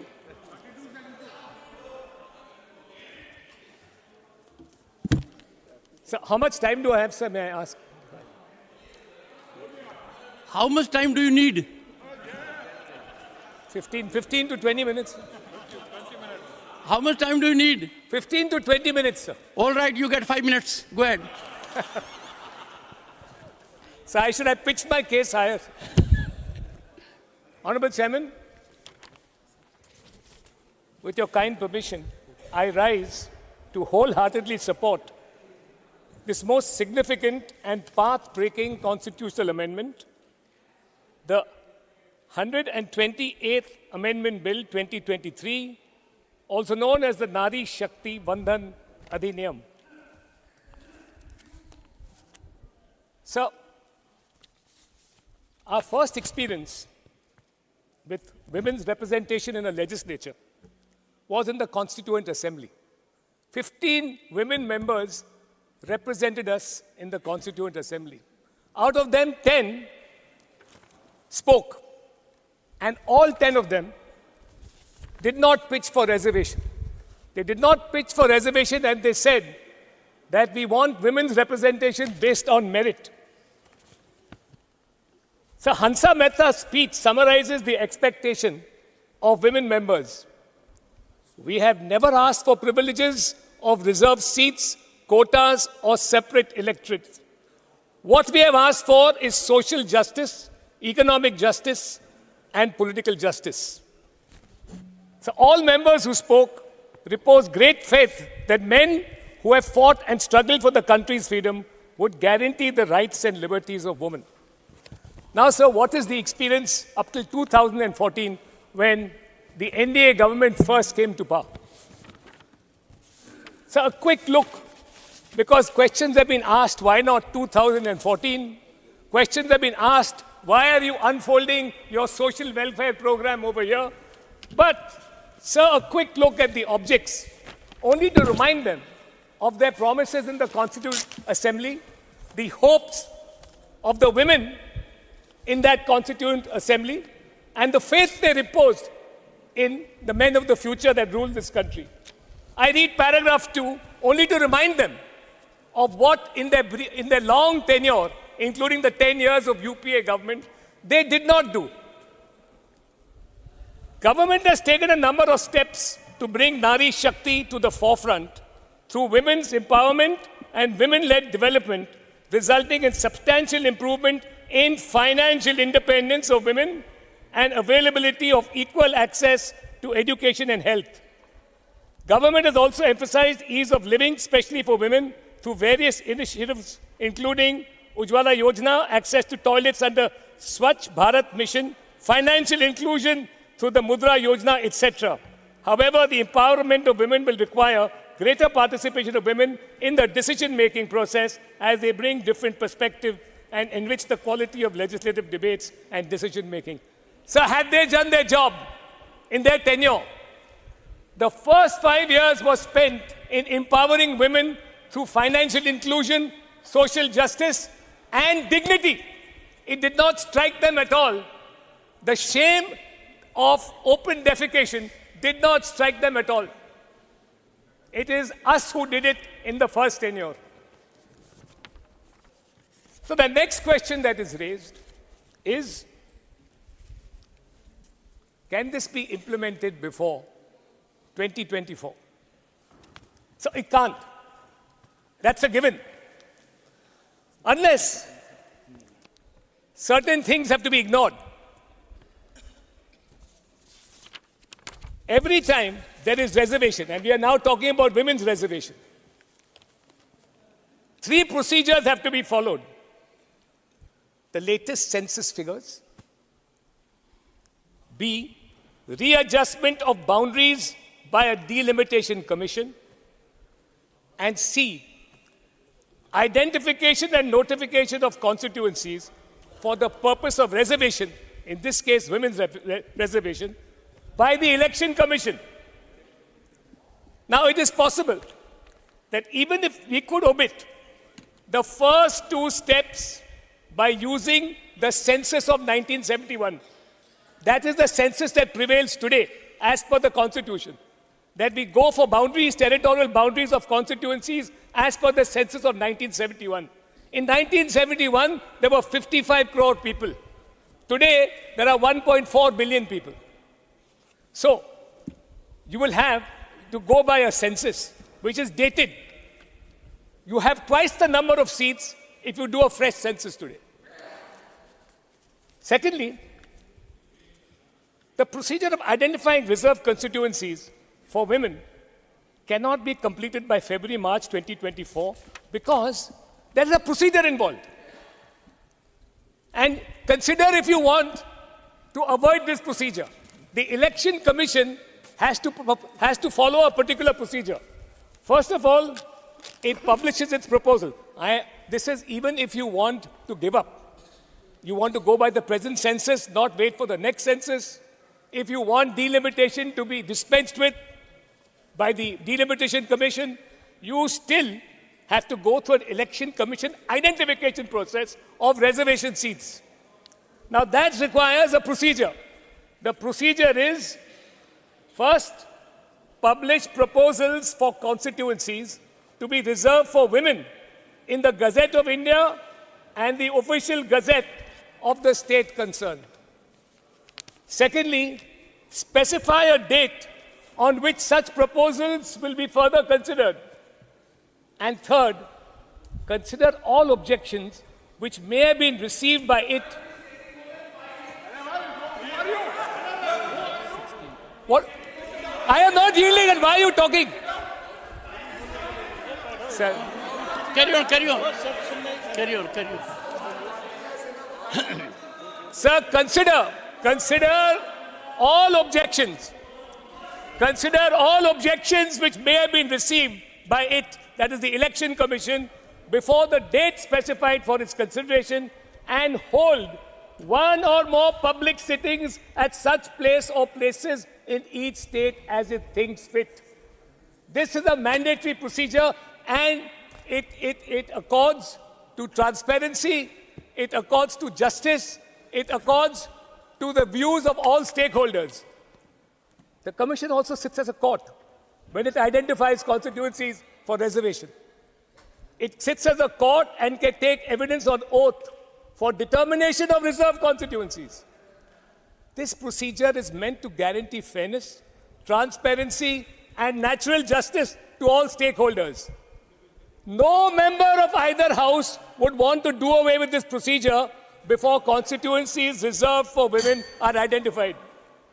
The alternative is to leave it to the arbitrary diktat of the Election Commission with the inevitable discontentment and heartburn it will cause you people. Members who insist on implementation for the 2024 Lok Sabha election have, with respect, not understood the inbuilt safeguards of the reservation procedure, and a demand for haste will only be at your own peril.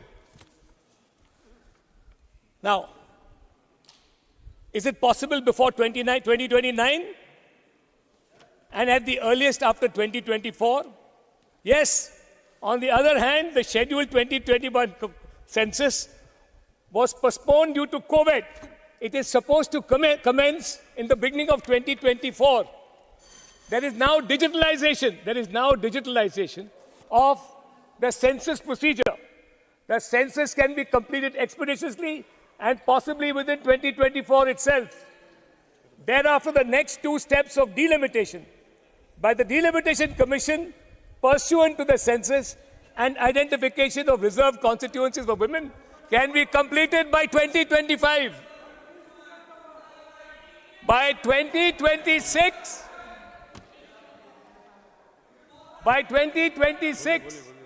reservation for women in state elections can be a reality, and consequently even so more for the 2029 Lok Sabha elections. I am afraid you people do not know the procedure that is required for identification.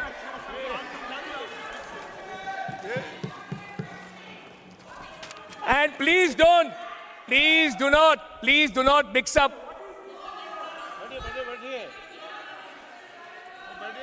Please do not mix up OBs.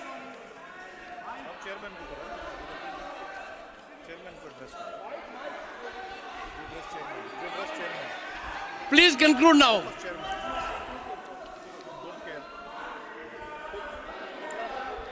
Please conclude. Sir, I will conclude, sir. In short, sir. Nick, conclude on a pleasant note. Yes. Sir, this is a bill. One of my young friends, Kartikeya Sharma, honorable member of this House, said that this is a bill whose time is due. I say that this is a bill whose time is overdue. I wholeheartedly support this bill. Honorable Finance Minister, Srimati Nirmala Sitharaman. Sir, first let me request you that I talk from this seat. I appreciate. Thank you, sir. So thank you for giving me an opportunity to talk on this very historic bill, which is, as Mahesh Jethmalani, honorable member, mentioned, whose time is long overdue. Time has come is not the word, but it is long overdue. And I actually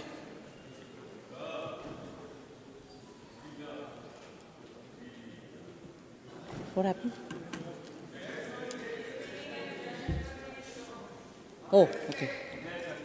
Yeah. No. Thank you very much. Yes, what's the problem? No, he's not objecting to that.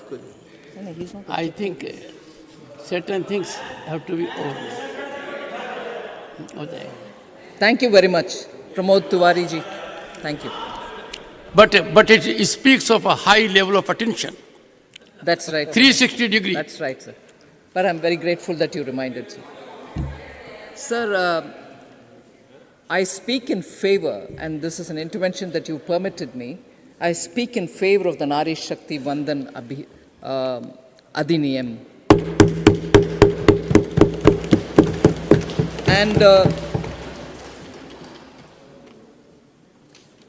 And this proposed 128th amendment has actually been very thoughtfully crafted, considering that we are at a very critical stage of our development process.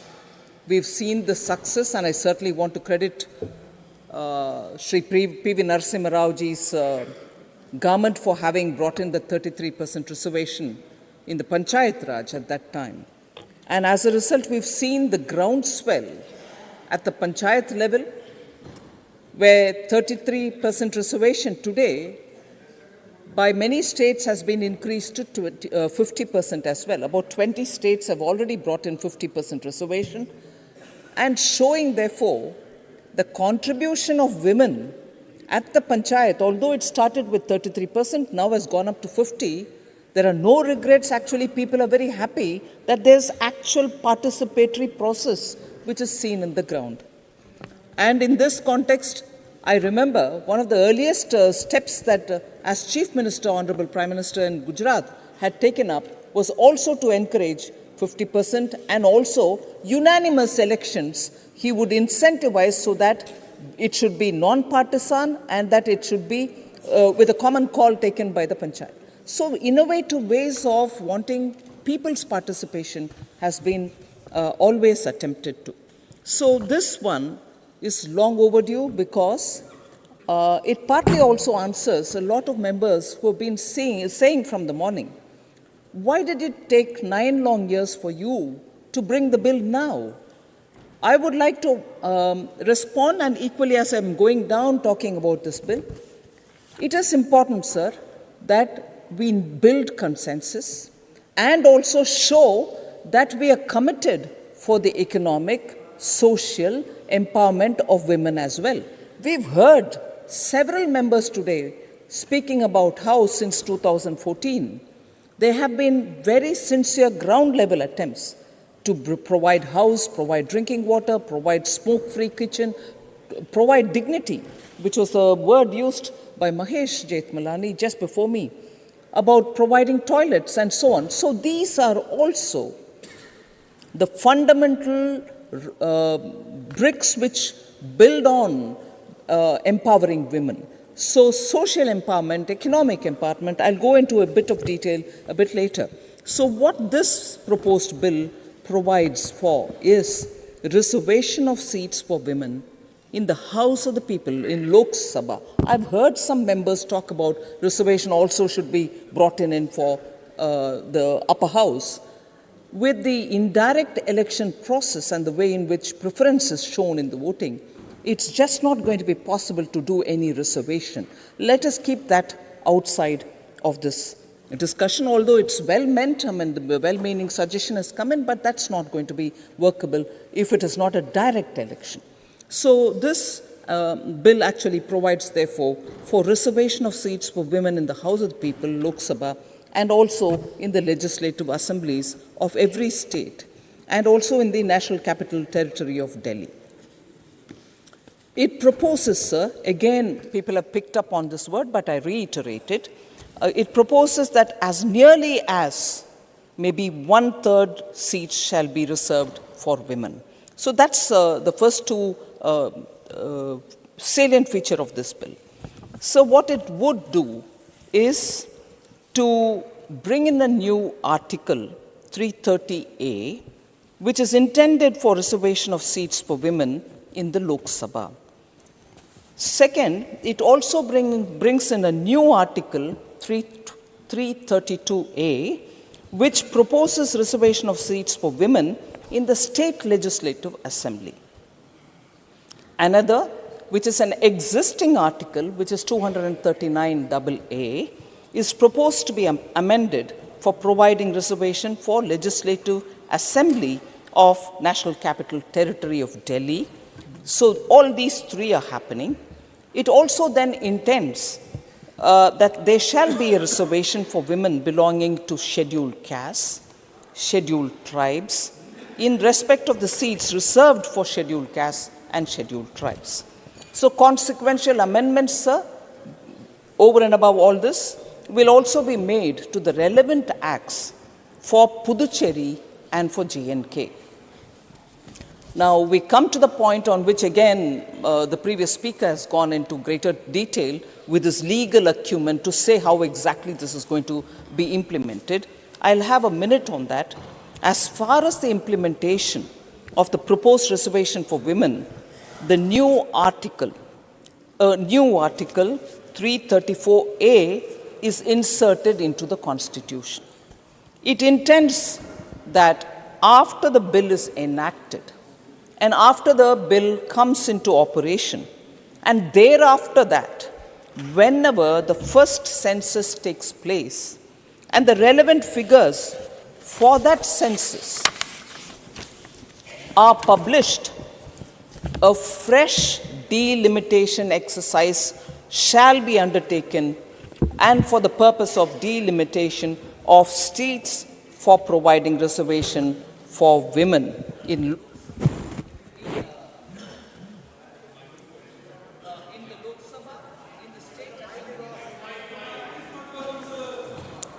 the Lok Sabha, in the state legislative assemblies, and also in the Legislative Assembly of Delhi. Now, this exercise of delimitation, sir, will be limited to identifying the number of seats and those seats which are to be reserved for women, and it shall not affect the interstate distribution of seats of Lok Sabha and the legislative assemblies of the state. So we just want to make this absolutely clear as to what this constitutional amendment bill is proposing to do, and the reservation of seats shall cease after a period of 15 years from the commencement of this very proposed law.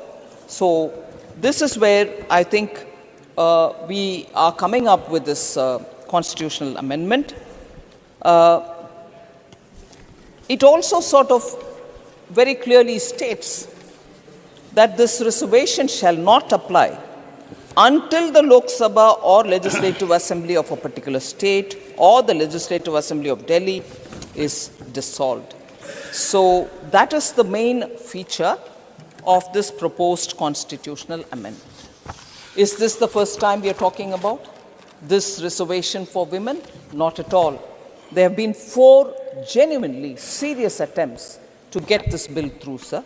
The first ever attempt was in 1996 on 12th September in the 11th Lok Sabha, where Sri H.D. Devegowda was the Prime Minister, and that bill which was brought in was referred to a joint committee headed by Srimati Geeta Mukherjee, who immediately took up the work, and within 3 months, on 9th December 1996, she gave her report, and the bill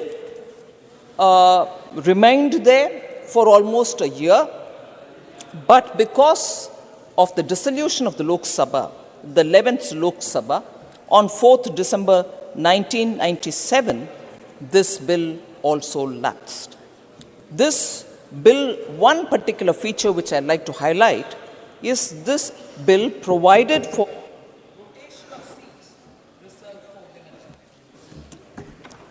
So it provides for rotation of seats.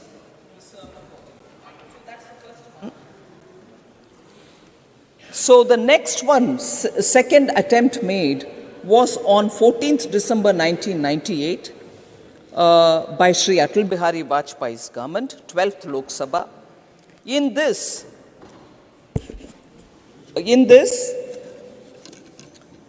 the bill was almost identical to the one which was presented earlier, but a 15-year period was brought in.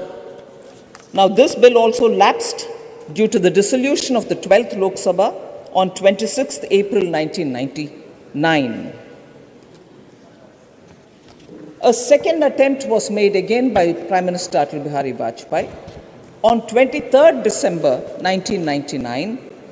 That was the 13th Lok Sabha. And then the bill hadn't been pursued at all because they couldn't develop any consensus of view. And again, this also lapsed on the dissolution of the 13th Lok Sabha on 6/2/2004. The fourth attempt, which is the most recent attempt, happened on 6th May 2008. In the Rajya Sabha, the bill was introduced under Dr. Manmohan Singh's government, UPA 2, very identical bill to the one which was previously tabled, which couldn't be pursued in the Lok Sabha. And this bill, which was brought in the Rajya Sabha, was referred to a standing committee, a department-related parliamentary standing committee on personnel, public grievances, law and justice on 8th May 2008 for examination. And it got passed, taken up for consideration and passed in the Rajya Sabha on March 2010, and then it was transmitted to the Lok Sabha on 12th March 2010. It was just transmitted. But till 2014, it couldn't be taken up for various reasons. I'm not here going to go into the detail as to why it couldn't be cleared, but it didn't get cleared, and it lapsed. It is important for us to know that it lapsed on the dissolution of the 13th Lok Sabha on 18 May 2014. So, I may be pardoned if I'm repeating something which honorable members already know. There is no bill which is pending that I have to bring back here to say, we'll consider this one, it's been waiting from then. No bill is waiting. With the dissolution of the Lok Sabha, that bill, which was passed in the Rajya Sabha, but which it didn't remain here, which naturally got transmitted to the Lok Sabha, also lapsed. So there's no bill before us. So empowerment of women in India is not a new thing. I just would like to go back in history to identify a few names which stand out for a lot of proof that is so required to say this civilization always held women high.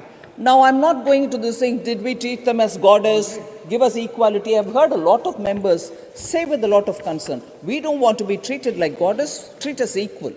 But it is a fact that we have held women very highly, and the women also had the courage to stand up and speak for themselves. So it's not a new thing for us. I'll just give you the example of Satyakama's mother. An Upanishad has been given in his name. He was a bright star. But when he went in search of his guru, the guru asked him, oh, you want to become my student, but who's your father? Would you please tell me? He didn't know the name of his father. He goes back to his mother, Jabala, to ask her, Mama, please tell me who's my father. I have to go tell my guru, otherwise he'll not admit me. And the mother had the courage to tell him, I don't know who your father is, go tell this to your guru. And the boy, in all his earnestness, goes back to the guru and says, sorry, this is the reply given by my mother. And the guru understands the situation and readily admits him for his curiosity. That's the civilization we are talking about. It's not a civilization which treated women of one particular group or another particular group differently. We've treated all women with fairness. There can be differences during the age as we are coming down to today. But that is Satyakama Jabala, and Jabala, the mother, who could tell her boy to go say with pride that no, you'll know your mother's name, but the mother doesn't know the father, and the guru had no objection. Sir, similarly, when Adi Shankara had an argument with Mandan Mishra, there was a debate going on, and who was the judge there? A woman, Ubaya Bharti, Mandan Mishra's wife. Could she have been admitted or accepted as a judge between the two people debating if only there was some hesitation about dealing with women differently?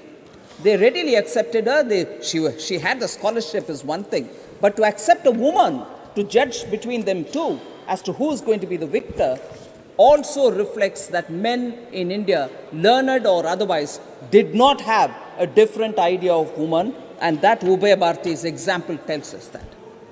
There are, of course, 22 women who contributed very richly to our Vedas and Upanishads. I'm not taking each one of their names. Gargi and Lopamudra stand out.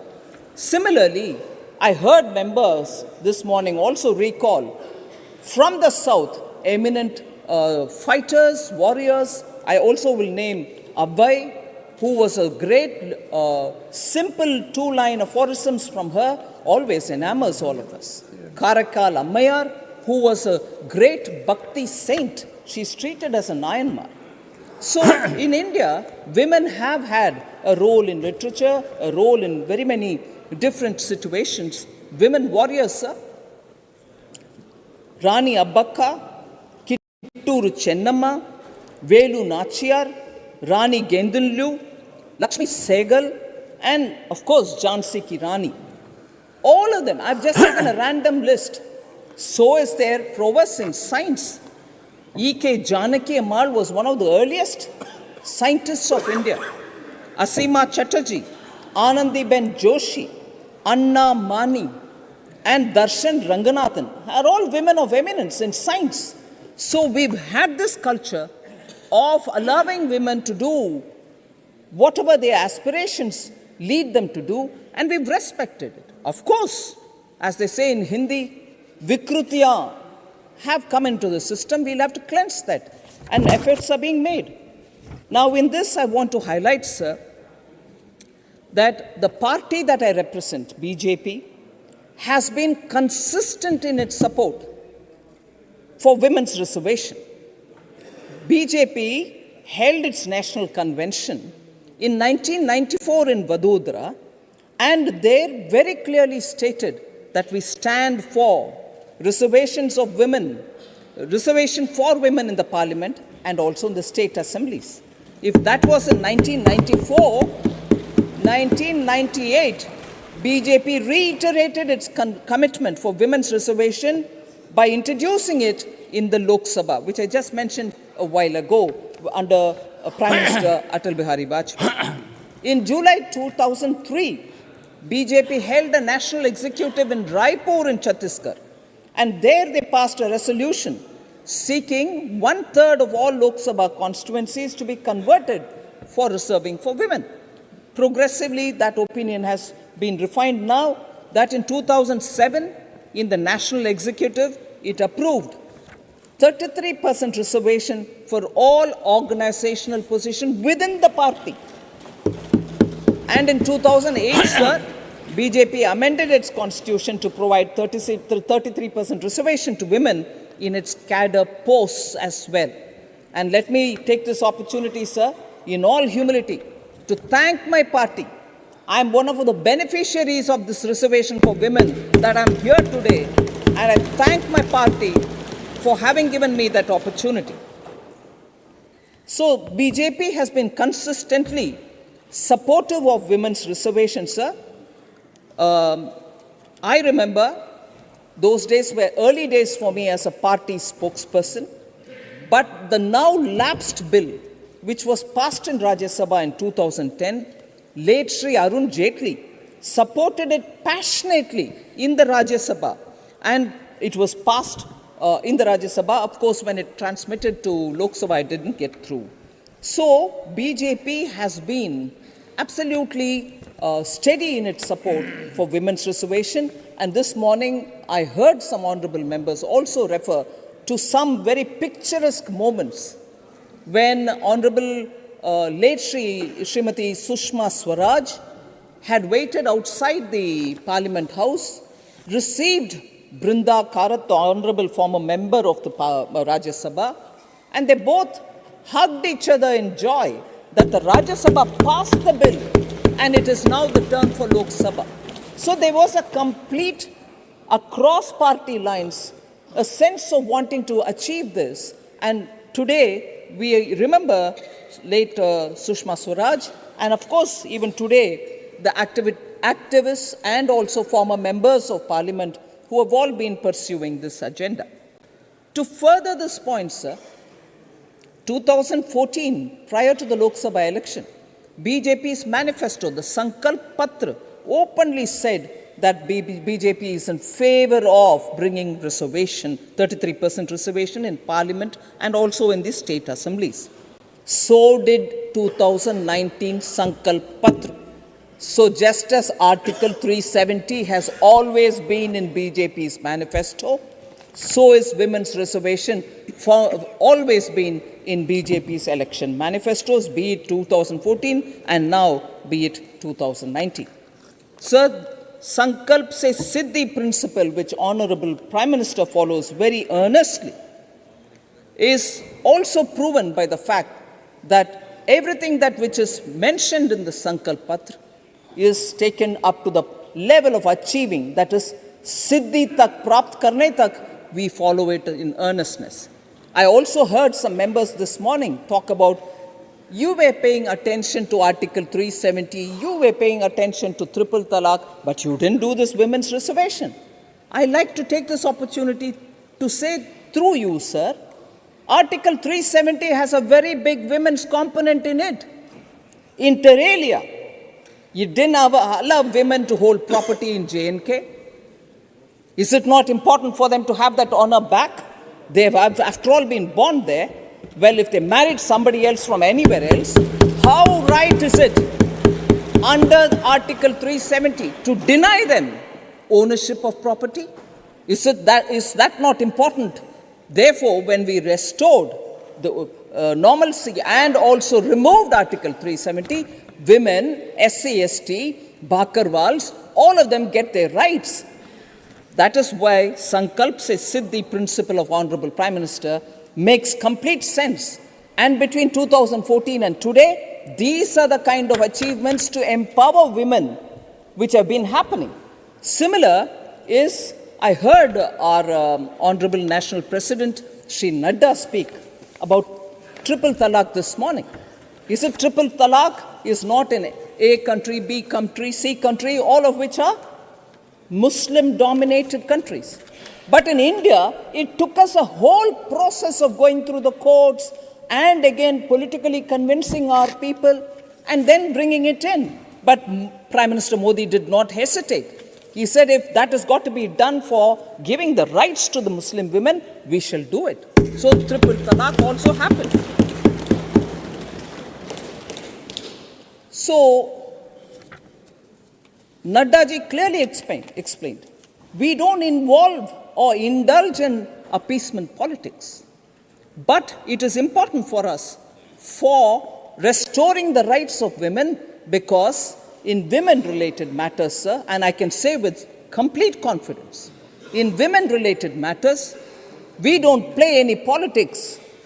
It is an article of faith for the Honorable Prime Minister, and therefore we do everything that we've done, whether it is Article 370 or whether it is triple talaq or looking at now Women's Reservation Bill. All of it is part of our manifesto anyway. So between 14 and 19, I shall not spend too much of a time because yesterday all of us heard Honorable Home Minister speak in the Lok Sabha. He listed out the various measures which have been taken by Prime Minister Modi for social empowerment, for economic empowerment of women. I'll just very quickly flag off a few of them, sir. Ujjwala for smoke-free kitchen, 9.59 crores of people have been given free connection and 200 rupees subsidy per cylinder, and newly we are adding 75 lakhs more connections. Swachhata Abhiyan, providing a dignified life for women, providing toilets to them. 11.72 crore toilets have been built in this country. Beti Bachao, Beti Padhao has actually helped in restoring a fair balance between gender, because gender asymmetry prevailed all over the country. I heard Honorable Member Thambi Durai talk about how there was this cradle scheme which was brought so that children, as soon as they are born, being girls, are not killed. And that was a step some time ago taken in Tamil Nadu. Many states have done many such steps in order to restore that parity in the gender, in the sex ratio. Sir, Prime Minister Modi's government is the one which gave from 12 weeks of maternity leave to 26 weeks of paid maternity leave for women. These are empowering women. What were we doing between 2014 and 19? These were the things which we were doing. So roles now. Women are allowed in combat services and in supervisory roles. I'll start with the Central Armed Forces, paramilitary forces. In 2016, Prime Minister Modi's government took a call, a historic move, decided to reserve 33% posts at the constable level for women in CRPF, CISF, and to begin with, 14 to 15% posts at the constable level in the border guarding forces such as the BSF, SSB, and ITBP have been brought in a phased manner. That's equality. That's treating men and women equal, literally in the uniformed services. Similarly, sir, admission of girls in Sainik schools, unimaginable, because there was so much resistance. No, you can't do it. Admission of girls in Sainik schools, with effect from academic session 21-22, girl cadets have been admitted in all existing 33 Sainik schools. That was clearly a step which was taken as a decision by Prime Minister Modi's government. Indian Army, sir, has opened up entry for women candidates in the National Defense Academy. You know how prestigious that center is. And it is one of the male domains which you could never breach.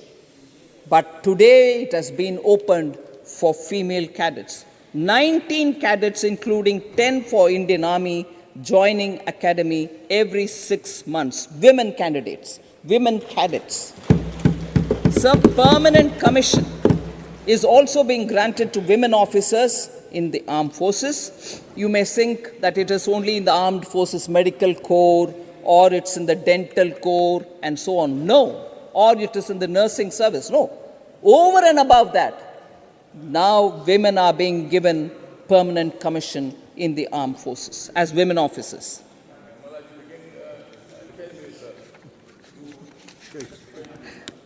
Sir, similarly, Indian Army has opened up avenues for women officers to serve as pilots in the Corps of Army's aviation. So flying the helicopters for the Army is done by women now.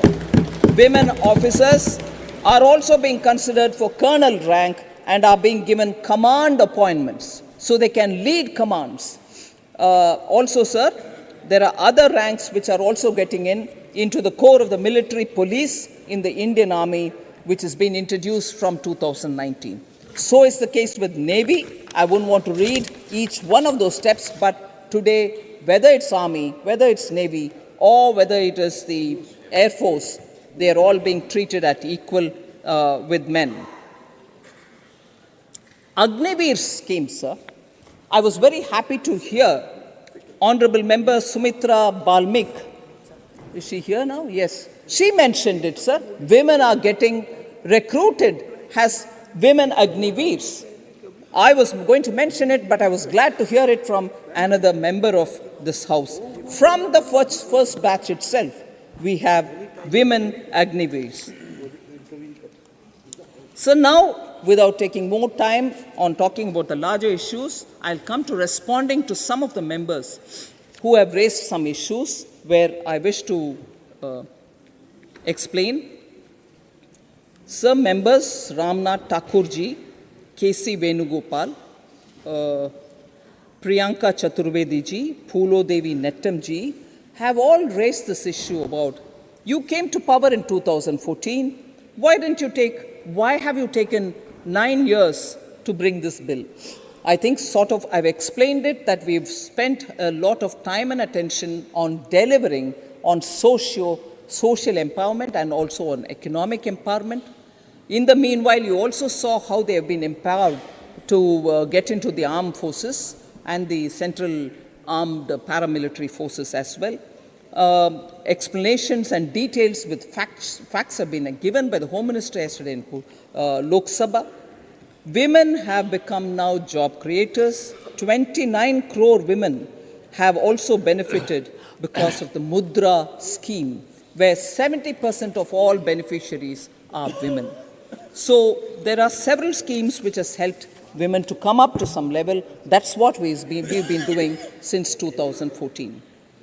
Then there was this question, I think in general, several members have raised, saying, why a special session for this bill? Sir, that simply we've come into new complex, new building for Parliament.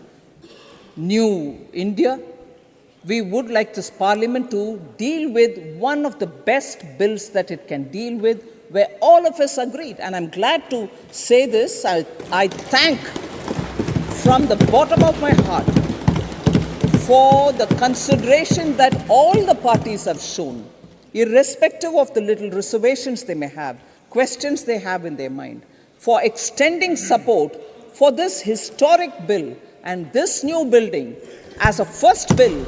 Handling this bill is, I think, a very good start for a building which is being built for the next 100 years for the country. Even if delimitation is going to come up with newer members, there's enough space to accommodate a lot of new ones.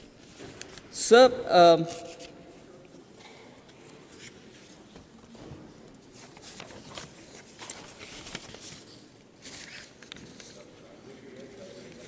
it was a bit disheartening to hear some members say, oh, this bill is a jumla. This is a very catchy word. A lot of people love using that word, but no. Whoever said it, I'm not particularly naming the members, it is not a jumla. This bill is not a jumla. I want you all to please attend to the points that I'm trying to talk.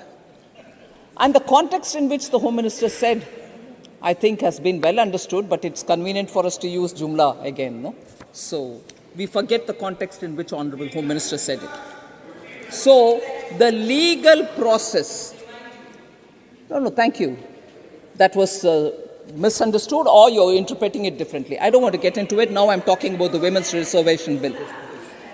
Legal processes which need to be adopted for enabling this provision has been defined and described by a legal luminary, but I will certainly repeat it for us to know, and I'm sure many of our senior members here will appreciate that without amendments as regards UTs and without the delimitation happening, and delimitation process is a quasi-judicial process. It needs an appointment by law. It needs a Supreme Court judge to retire to head it. It needs members from the Election Commission. It will also have member representatives from every party, recognized party. So it is not a exercise to push the decision further, but once we pass this, and once the states also pass their respective law, is when this, and in the meanwhile, census taking place, with the number or the figures of the census notified, the ball sets rolling for a delimitation commission to come into play.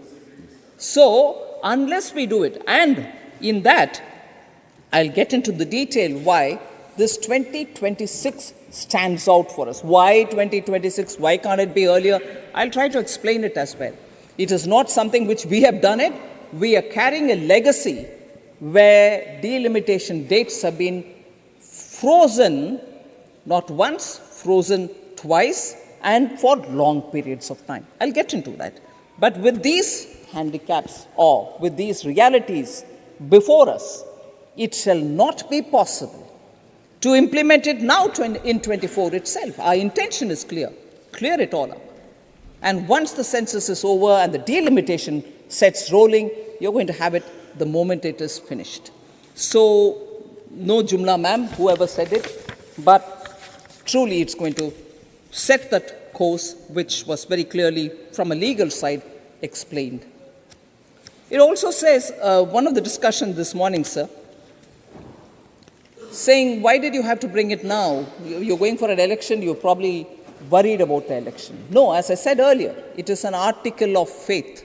Whether it is now, whether it is all the 4 times when it was brought to this house, every time BJP has supported the bill.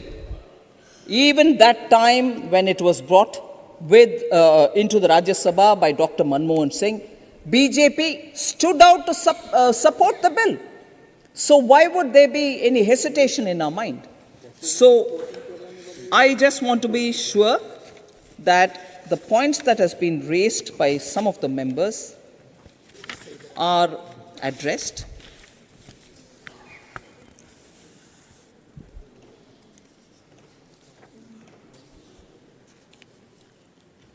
Sir, before I get into talking about the delimitation details, I want to pick up on Sri Binay Vishwam,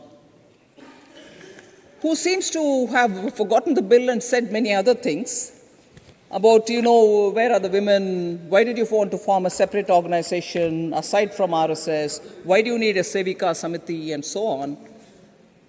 They are 100-year-old organizations. All of us know how they are involved in public service, particularly when there is a disaster, a cyclone, a flood. Man and woman are there first. Unclaimed dead bodies, they do the cremation or, as per the law, whatever process for the ultimate end rituals. They are completely dedicated for social service and keeping people together.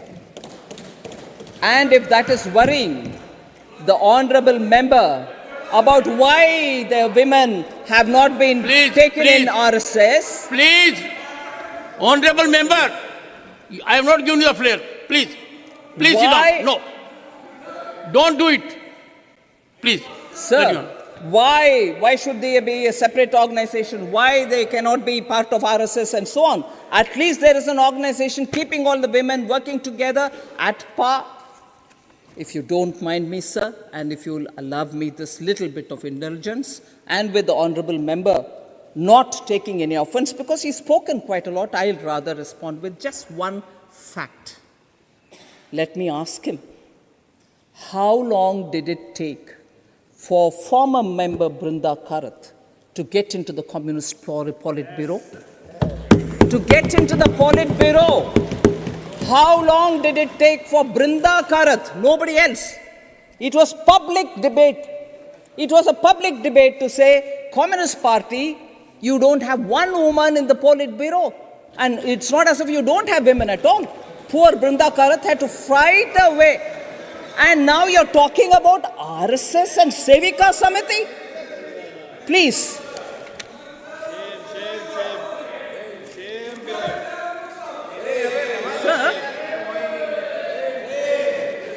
Sir, I heard honorable member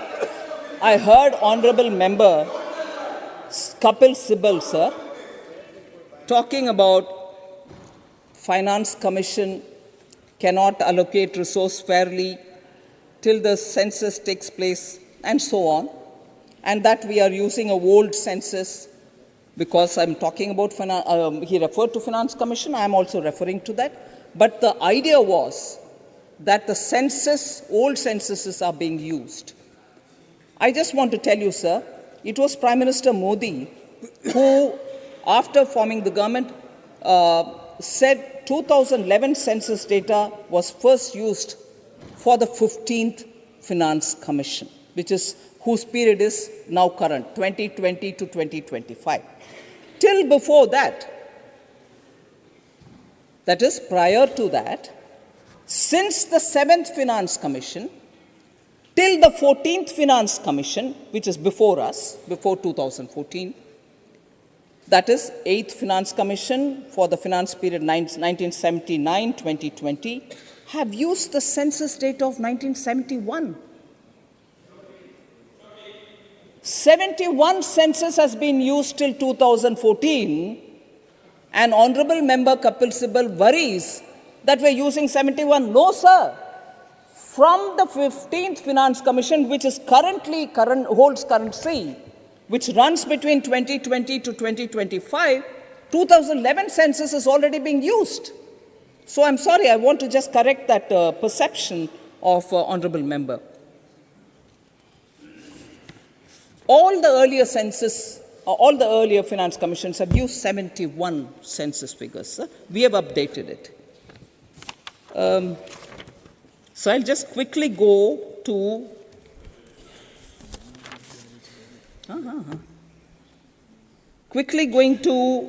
talking on the readjustment of seats, sir. It's not a problem that we have created. It's not a problem that we suddenly, realize.